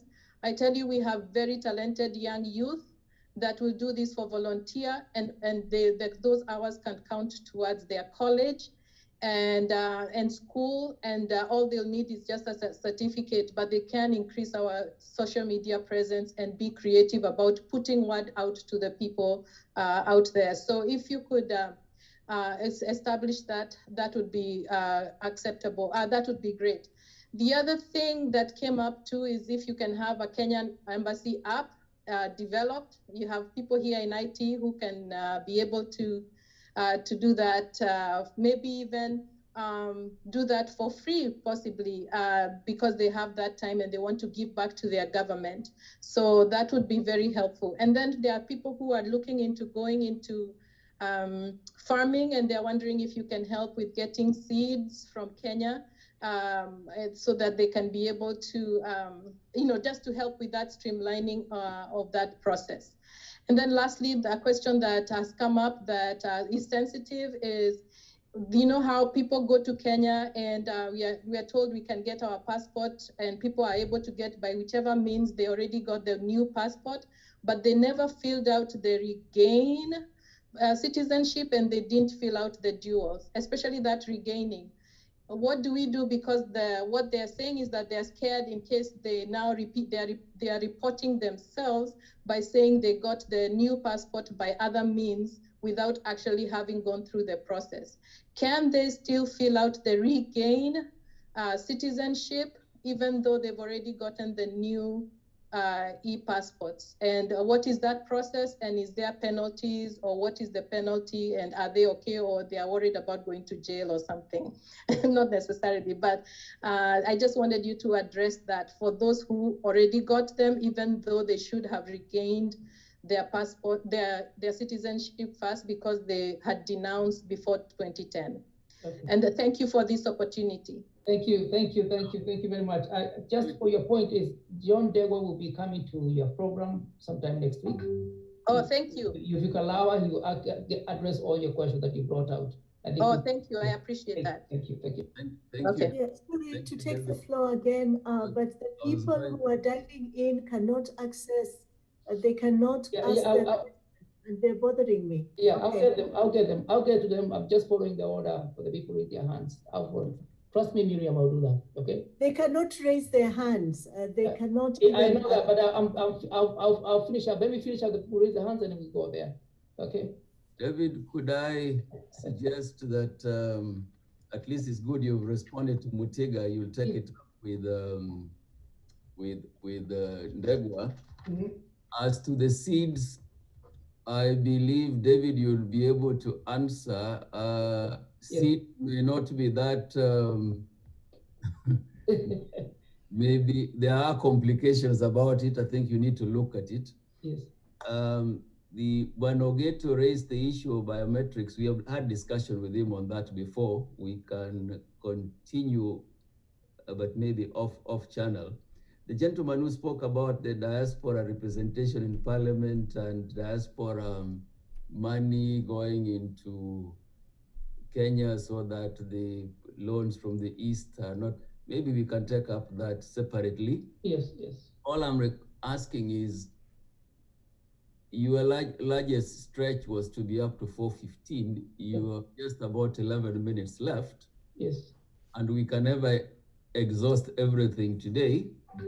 But let me also encourage our fellow Kenyans that you can also invite us for other meetings, exclusive, meetings which are tailored towards what you require, so that for some specifics, you don't need a conversation with 400 people. Perhaps if it were 10 or 20 or 50, perhaps we could still get into that. We are available for that, even if we don't exhaust your requirements. All we'll be asking is, this will be a regular feature every 3 months, if we can manage to engage with you. And so, David, as you take up the rest, could we please be conscious of the fact that the time allocated is almost done. And Balozi, with your permission, I just also want to add to the piece on Otiso, just on what you just mentioned, that a lot of issues, like the issue of the consulate, the issue of remittance, the issues of skills transfer back, the issue of database, is engagement like this that build the trust between us, the embassy and the diaspora. And at some point, we have always been out there collecting information about the database. But I think as Balozi has come, he has brought a different light, and we'll be able to build relationship. That when we say we want to know the group of Kenyan professionals in America, you had comfort of allowing us to have that database. The other issue of remittance and consulate issues, Professor Otiso, I would like us also to be cognizant that we have influence on our parliamentarians. And the issue of voting of the diaspora and all that, it's also good for us as we communicate, because we also have a lot of influence down home with the parliamentarians. And some of these things have to go through the parliament. So as we sit together, as we have a conversation together, Balozi has said this will be meeting every 3 months. Let's build on that, on how we can strategize on how to influence our parliamentarians, because they're the ones who fight these wars. And they're the ones who, all these things of diaspora voting, it has to go through the parliament. And I think we have enough leverage to go with that. And if you talk about the issue of remittance, you have a very good supporter by the central governor. He's very, very supportive. And you look at his innovations on financial remittance in the last 1 year, even during COVID, the remittance has been much, much better, because it's become easier to remit our funds in Kenya. So those are just a few things I wanted to add, but also to thank you. As you continue, let me just say that pleased to see Ndiagui and the other gentlemen around, Dr. Gumbo and others. On skills inventory, actually the ball is on your court. We are giving reassurance that information that is provided is not shared with host government or other people. I think the difficulty we've had is a lack of confidence or trust when you ask for people to register so that the skills inventory is shared is taken to Nairobi. A good number have been hesitant based on some wrong information, which perhaps was even in the 60s before some of some of you are born, that information is shared with the wrong party. I've been an ambassador for years. We don't do that as an embassy. And Kenya is an open society. If we were doing, you will know. So all we're saying is when requests are made for skills inventory, please volunteer what you think can be in the public domain. The embassy or the government will not misuse it without you knowing the way we are. David, can you continue, because there were two others plus the ones Mr. Barozi, I don't know. You haven't raised your hand, Peter Dongo, though. You didn't raise your hand, but I'll let you go ahead. I have it up there, David. Yeah, well, you can see it in the chat room. David, the feature for raising hand is disabled for a lot of us. I started with it at the very early stage. So let's go to Peter. I'll come up to you, David. Okay. Okay. Peter, go ahead. Yes, David, thank you so much. And thank you, Mr. Ambassador, for that comment about the skills. As everybody knows, I come from the teaching profession. I'm a professor in Southwest Florida. We are working with Kefa, Jeremiah, and Eunice and other people because we know there are a number of teachers, people who trained in Kenyatta and other universities in Kenya who are here now, but they are not teaching. The school districts want Black people here. They are looking, they are dying to get us here.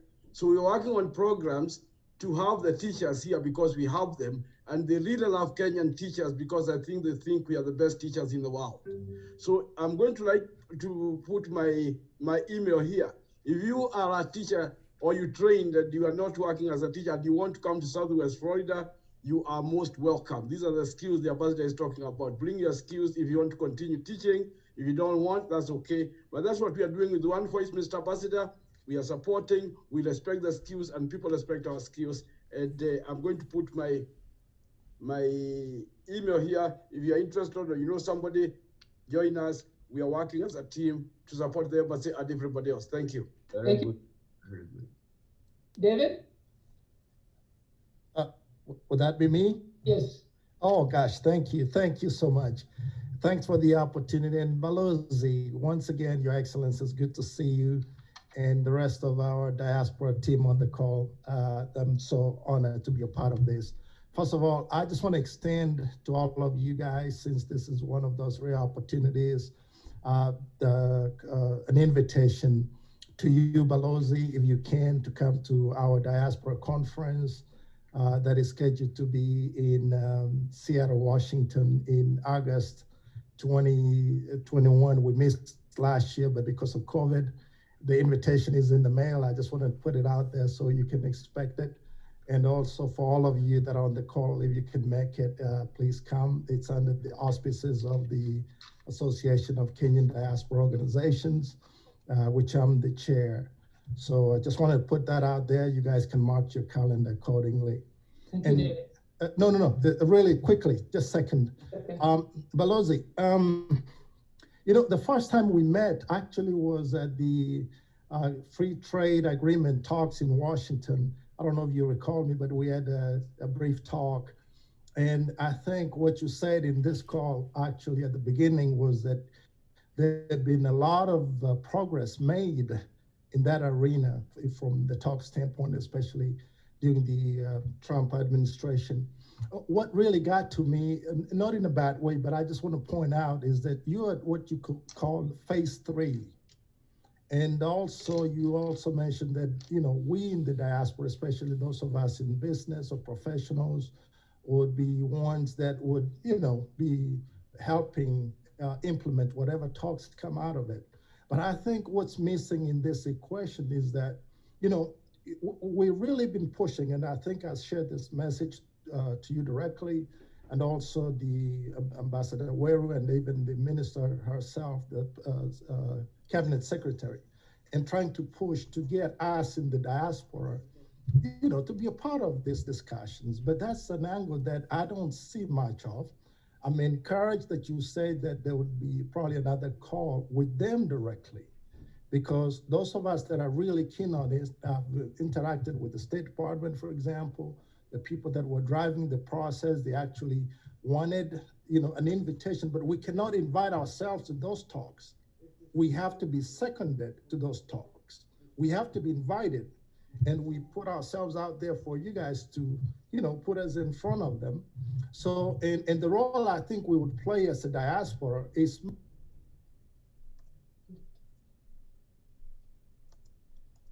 Unmute David. Unmute David. Who has muted you? Unmute David. Oh, David, gosh. Unmute. David. Yeah, I'm almost done. I didn't mean to be long-winded, but yeah, can you hear me now? Yes, we can hear you. Can you all hear me now? Yeah. Oh, thank you. Yeah, Balozi, just in finishing, I just want to say that I'm encouraged that you speak to the fact that we should be a part of it, not just on the implementation part. We don't want to be implementing something that somebody else had their thoughts and we weren't a part of it. We just want to be a part of this whole thing collaboratively so we can help once it takes effect. We know what it is, and it'll be much easier for us to participate in the implementation of it. So thank you. Ogega, that is why I'm saying if I can get from you, Diangui, Robert, and others, that is why I would like the chief negotiator, Ambassador Johnston Weru, to be able to have a conversation with you. And when I spoke with him a few days ago, all I'll be waiting for is suggestions from your end as to the convenience, even if it is next week or the following week, so that we can have another session where you can deal with him directly as the chief negotiator. Excellent. Thank you. Okay. Excellent. But Baluzi, Marianne, we have a hard stop in 5 minutes. So Marianne, quickly, please.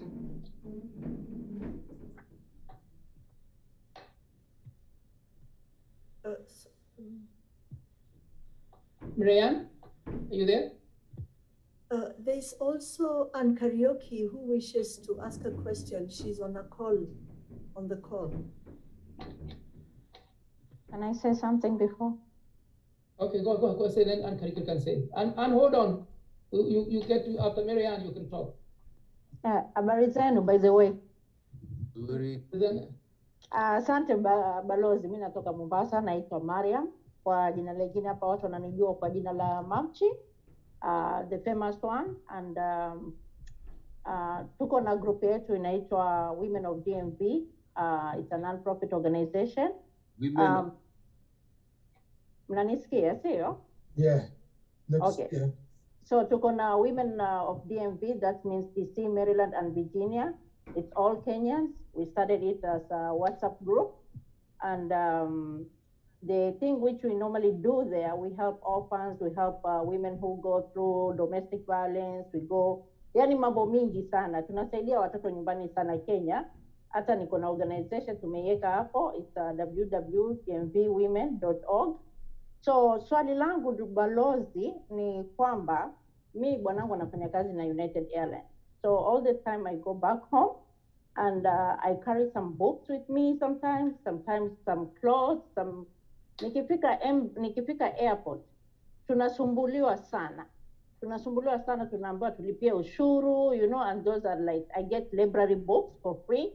Like there was a time I shipped like 250 books and I gave it to disabled kids, like wale wako kwa ADHD katika orphanages, and niliambiwa nilipie ushuru. So hiyo ni part moja ambayo tunasumbuliwa sana katika airport zetu. Alafu kitu cha pili, mimi mwenyewe personally I've applied for a job at the embassy. I don't get the chance even to work, even though I'm a citizen now. Hatupati ile nafasi, hatupati fursa ya kufanya kazi katika embassy zetu. Ushaona? So tunaomba kama serikali itatubalia sisi wafanyi ambao tunaishi hapa tunaweza kufanya kazi katika embassy zetu than kuleta watu wengine kutoka nje. Then hata kama ni kazi za kufagia, hata kama kazi za kushika simu, we'll agree on that. And then kitu cha tatu tunaomba pia katika serikali yetu upande wa vitambulisho ama makaratasi, yani we have to come back home tuwatolee watoto wetu. Yani kama watoto wetu wanataka vitambulisho, kama sasa hivi mtoto wangu yuko 21 years of age, I cannot even get the chance to go to the embassy and get the ID for them. Hata hiyo simu yenyewe hapo embassy ni tabu kupata simu. So kwa hivyo tunaomba msaada, yani at least kuwe na mtu saa zote hapo kwa simu, watu wana complain sana. So tunaomba saa zote yani kuwe na mtu ambaye anaweza kushika hiyo simu tafadhali, hata kama ni operators wawili watatu muweke. Alafu kitu cha nne, samahani, I have so many points. Kitu cha nne, 5 minutes to go, my dear. Okay. Okay. So kitu cha nne tunaomba tafadhali, kama yani itawezekana, yani ukiwa na cultural activities, tujulishwe na mapema, because everyone is busy here. Sisi yani kusiwe ni culture ya tu utamaduni usioneshwe tu wa bara. Unajua watu wengi ukiwaambia kama mimi ni sahihi, mfano hapa mimi peke yangu ndo mweupe. So nikiwaambia natoka Kenya wanashangaa like, "Hai, wewe unatoka Kenya?" Wamezoea tu yani like watu they don't know the people from the coast, like tuko na beach, tuko na yani vitu kama hivyo, ushaona? So yani they don't know yani kuna hina, kuna vyakula vya Kiswahili, you know, yani things like those. So alafu kitu cha tano nataka kusema, kukiwa na Wakenya wanaokuja, tunaomba pia tujulishwe yani ambao wameshinda green card, vipi ambapo tunaweza kuwasaidia katika yani wengine kuwa host. Unaona, kama mimi naishi hapa Virginia, sasa sisi women of DMV ni Maryland, DC na Virginia. There are some women who are willing to take those people from back home to help them, to host them. Asanteni sana. Wonderful, wonderful. David, can you continue? Jibu naendelea. I know your time is ending. Endelea. There was one more, I thought.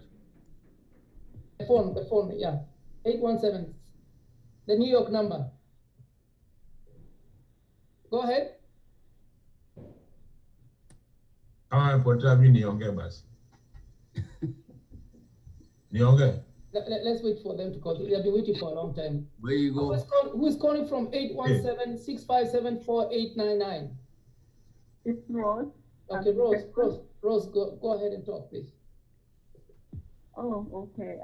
Just come in, and I've not even known so much that has been going on. I just wanted to listen on what is going on. Maybe I can come up with a session later, and I've gotten what is going on. Is that okay?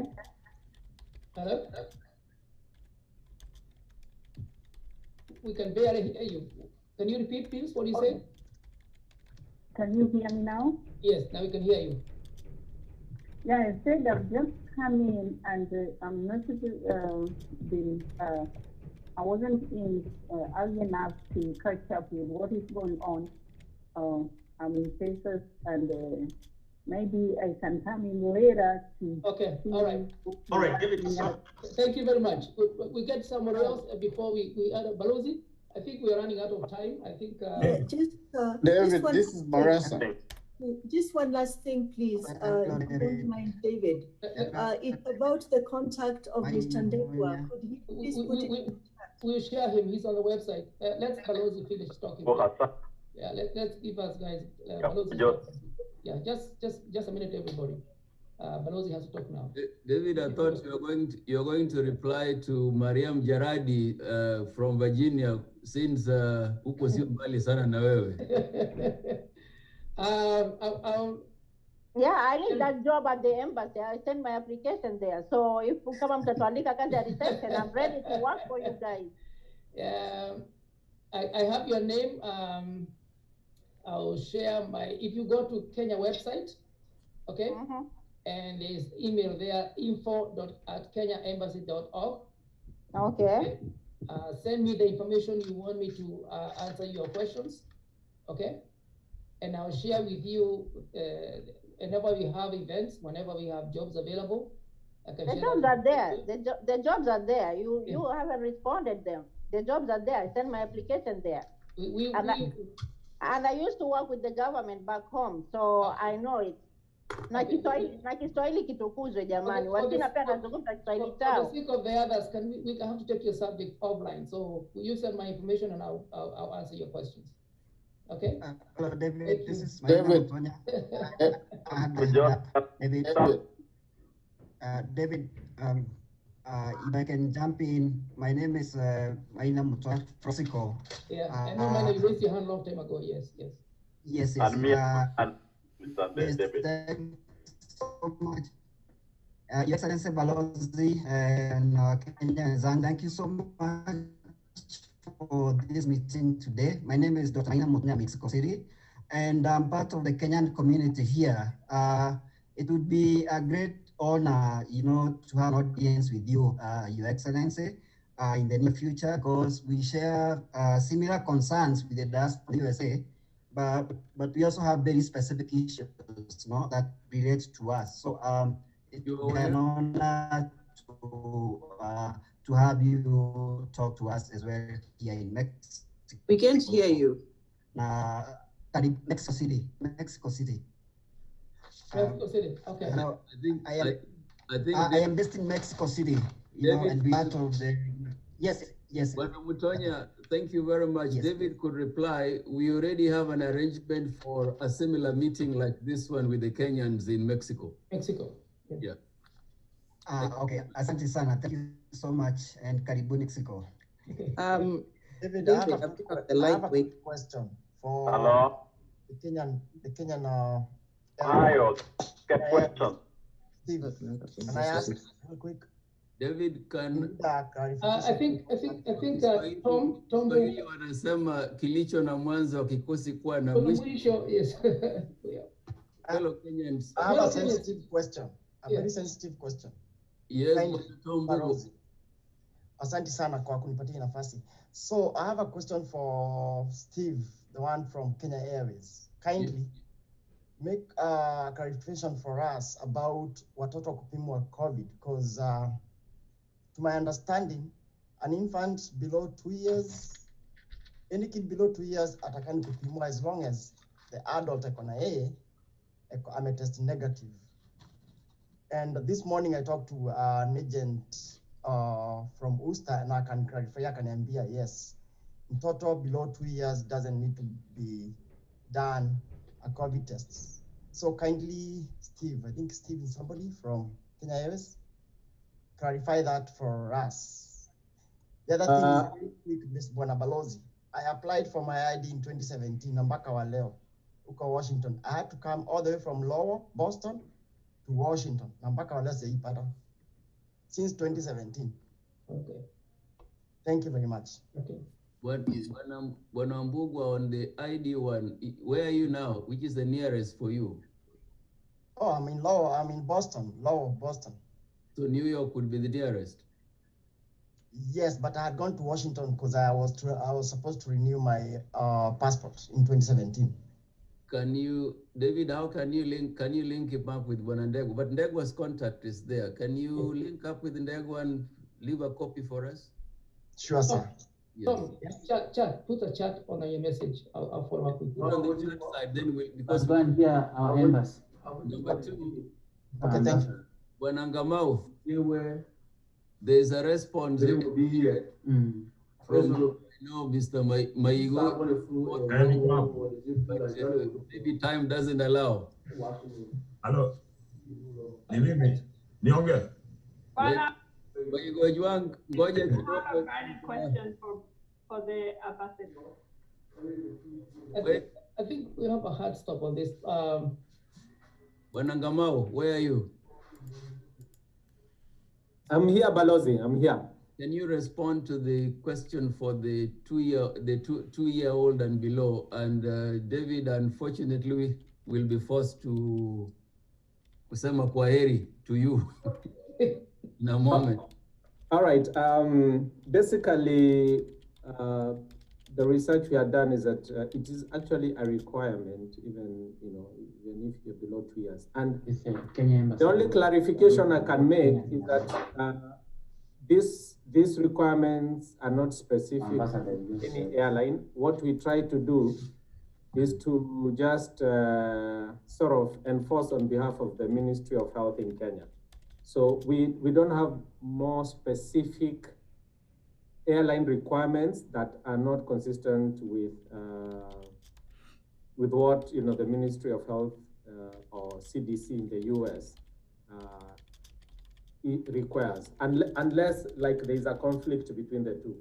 So for instance, let's say CDC today allows people to travel with any laptop like this. the positive, I need some laptop like and if this. you turn positive for COVID, as long as you know you've already recovered but you're still testing positive, CDC does allow you to travel.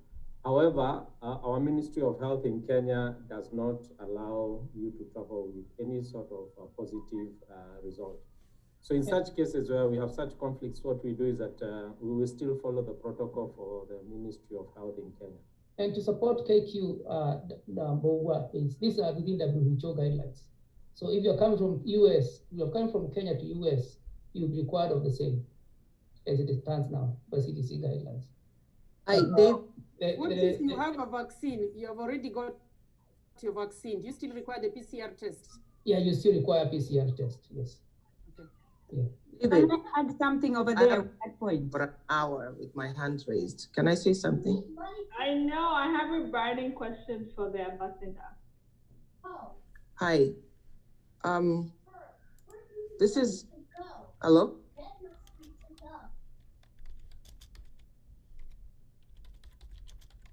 We can hear you, Jeanette. Oh, hi. My name is Jeanette Nzengu, based in California. And of course, I know this was a long-winded meeting, but I just wanted, first of all, before I ask my question, I just wanted to come in with at least a little bit of good news that some of our officers, Kenyan officers here do actually go out of their way to make sure that we are well taken care of. Specifically, I'm going to point out the immigration officer in LA, Mr. Jared, that, you know, we were stuck in the airport because of our COVID tests, and he made phone calls and we were able to actually board our planes. We had our valid PCR test, but unfortunately, by the time we were gonna get to Kenya, the PCR tests would have expired. But he literally made sure that we were on that flight that day to go home. But my other question, my question today is in terms of, I'm sure it's been repeated so many times, the matter of us having to travel all the way to DC to get, IDs and stuff like that, while also the eCitizen platform is not actually very user-friendly per se, because of we have to use Kenyan numbers. I mean, just uploading documents on that system is a headache. Is there any way, or is it possible for the Kenyan embassy to actually outsource or probably build a user-friendly website based here in America that we can use to make at least half of the process a little bit bearable? Besides that, I have to actually travel all the way back to DC to go and do my passports and all that.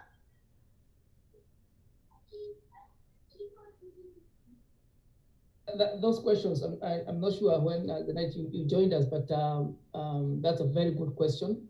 Some of the issues of biometrics, and someone asked that question from Chicago, are security matters because of localization of data.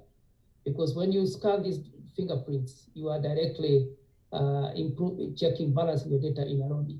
So you have to have a specific VPN number, VPN connection between the local station and all that. We are working on that, and I think that question has been asked many times. Professor Mutiso has pushed on that. It is also our wish to have as many sites that can do these services as possible. And you can understand why we are having the issues of phone lines, because of the tremendous phone call. Our phone call load is over almost 1,000 calls a day. So we understand, and it is in our interest also. The technology is there to do that, but also technology is also there to move with what is capacity within. So this is a Minister of Interior issue, and we are following up. Balozi has been following up. He's been communicating with his peers in Nairobi, and I'm sure before long we will have an answer for that question. But your points are very valid. Why can't you use technology? Why can't you outsource? Some of these things is the capacity to absorb outsourcing services. It's a question of capacity of infrastructure and capacity to have the database that matches that. So we understand your questions, and we are working also. This is why we are having these sessions, so that you can share your ideas, and most of the time you complement what we have already pushed in Nairobi from our end. So thank you very much. I sincerely want to thank you very much. I want to thank everybody. It has been a long day. We have 500, we are at the point we had 550 people. Now we are coming down, and because of time, we are only supposed to be here by 4:30, but now it's almost another 4:15. I respectively ask you, we're going to be doing this more often. We are recording this event. We have answered your questions. I'm almost sure all the questions you're going to ask us have already been addressed by somebody else. I'm not asking my question. I respectively ask that if you can chat, put your chat online, put your question online, let me know about it. But we have to stop now. It's a hard stop. I want to thank you very much. Balozi, you want to give us a closing remark, sir? Thank you very much. We'll be having another session soon, particularly in a week or so with Chief Negotiator Ambassador Johnson Weru, PS Trade. And you can always invite us or indicate for other smaller group meetings. We are at your service. God bless you and thank you very much. God bless you too. Thank you. I've seen you and yeah. Thank you. I've posted my number down there, and then you'll be able to trace me on the chat. Okay. Thank you very much. Thank you, Ambassador. Thank you. Good job you're doing. Thank you. Asante. Thank you. Thank you, Balozi. Thank you. Thank you very much. Balozi, next time we can fundraise for you for bundles. Balozi, next time tukue na chai kwa hii mkutano. Thank you, Balozi. Thank you so much. A meeting without tea, bwana, sio mzuri. Next time, virtual tea. And we're looking forward to that free trade agreement talks with you, Balozi, and the yes.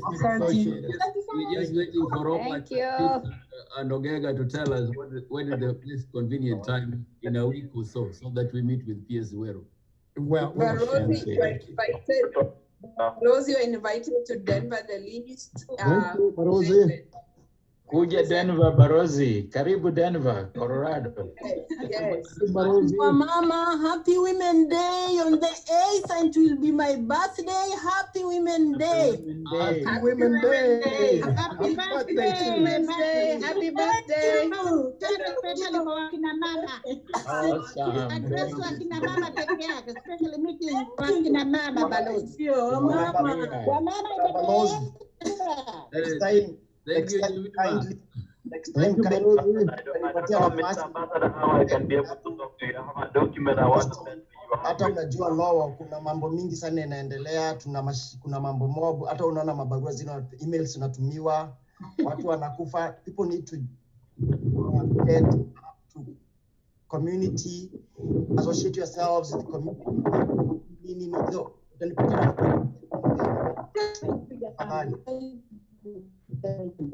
Barozi, umefanya mzuri. 2.5 hours. Thank you so much for your dedication. Thank you. Balozi, I did not have a chance to ask questions, so allow me to welcome you to Lansing.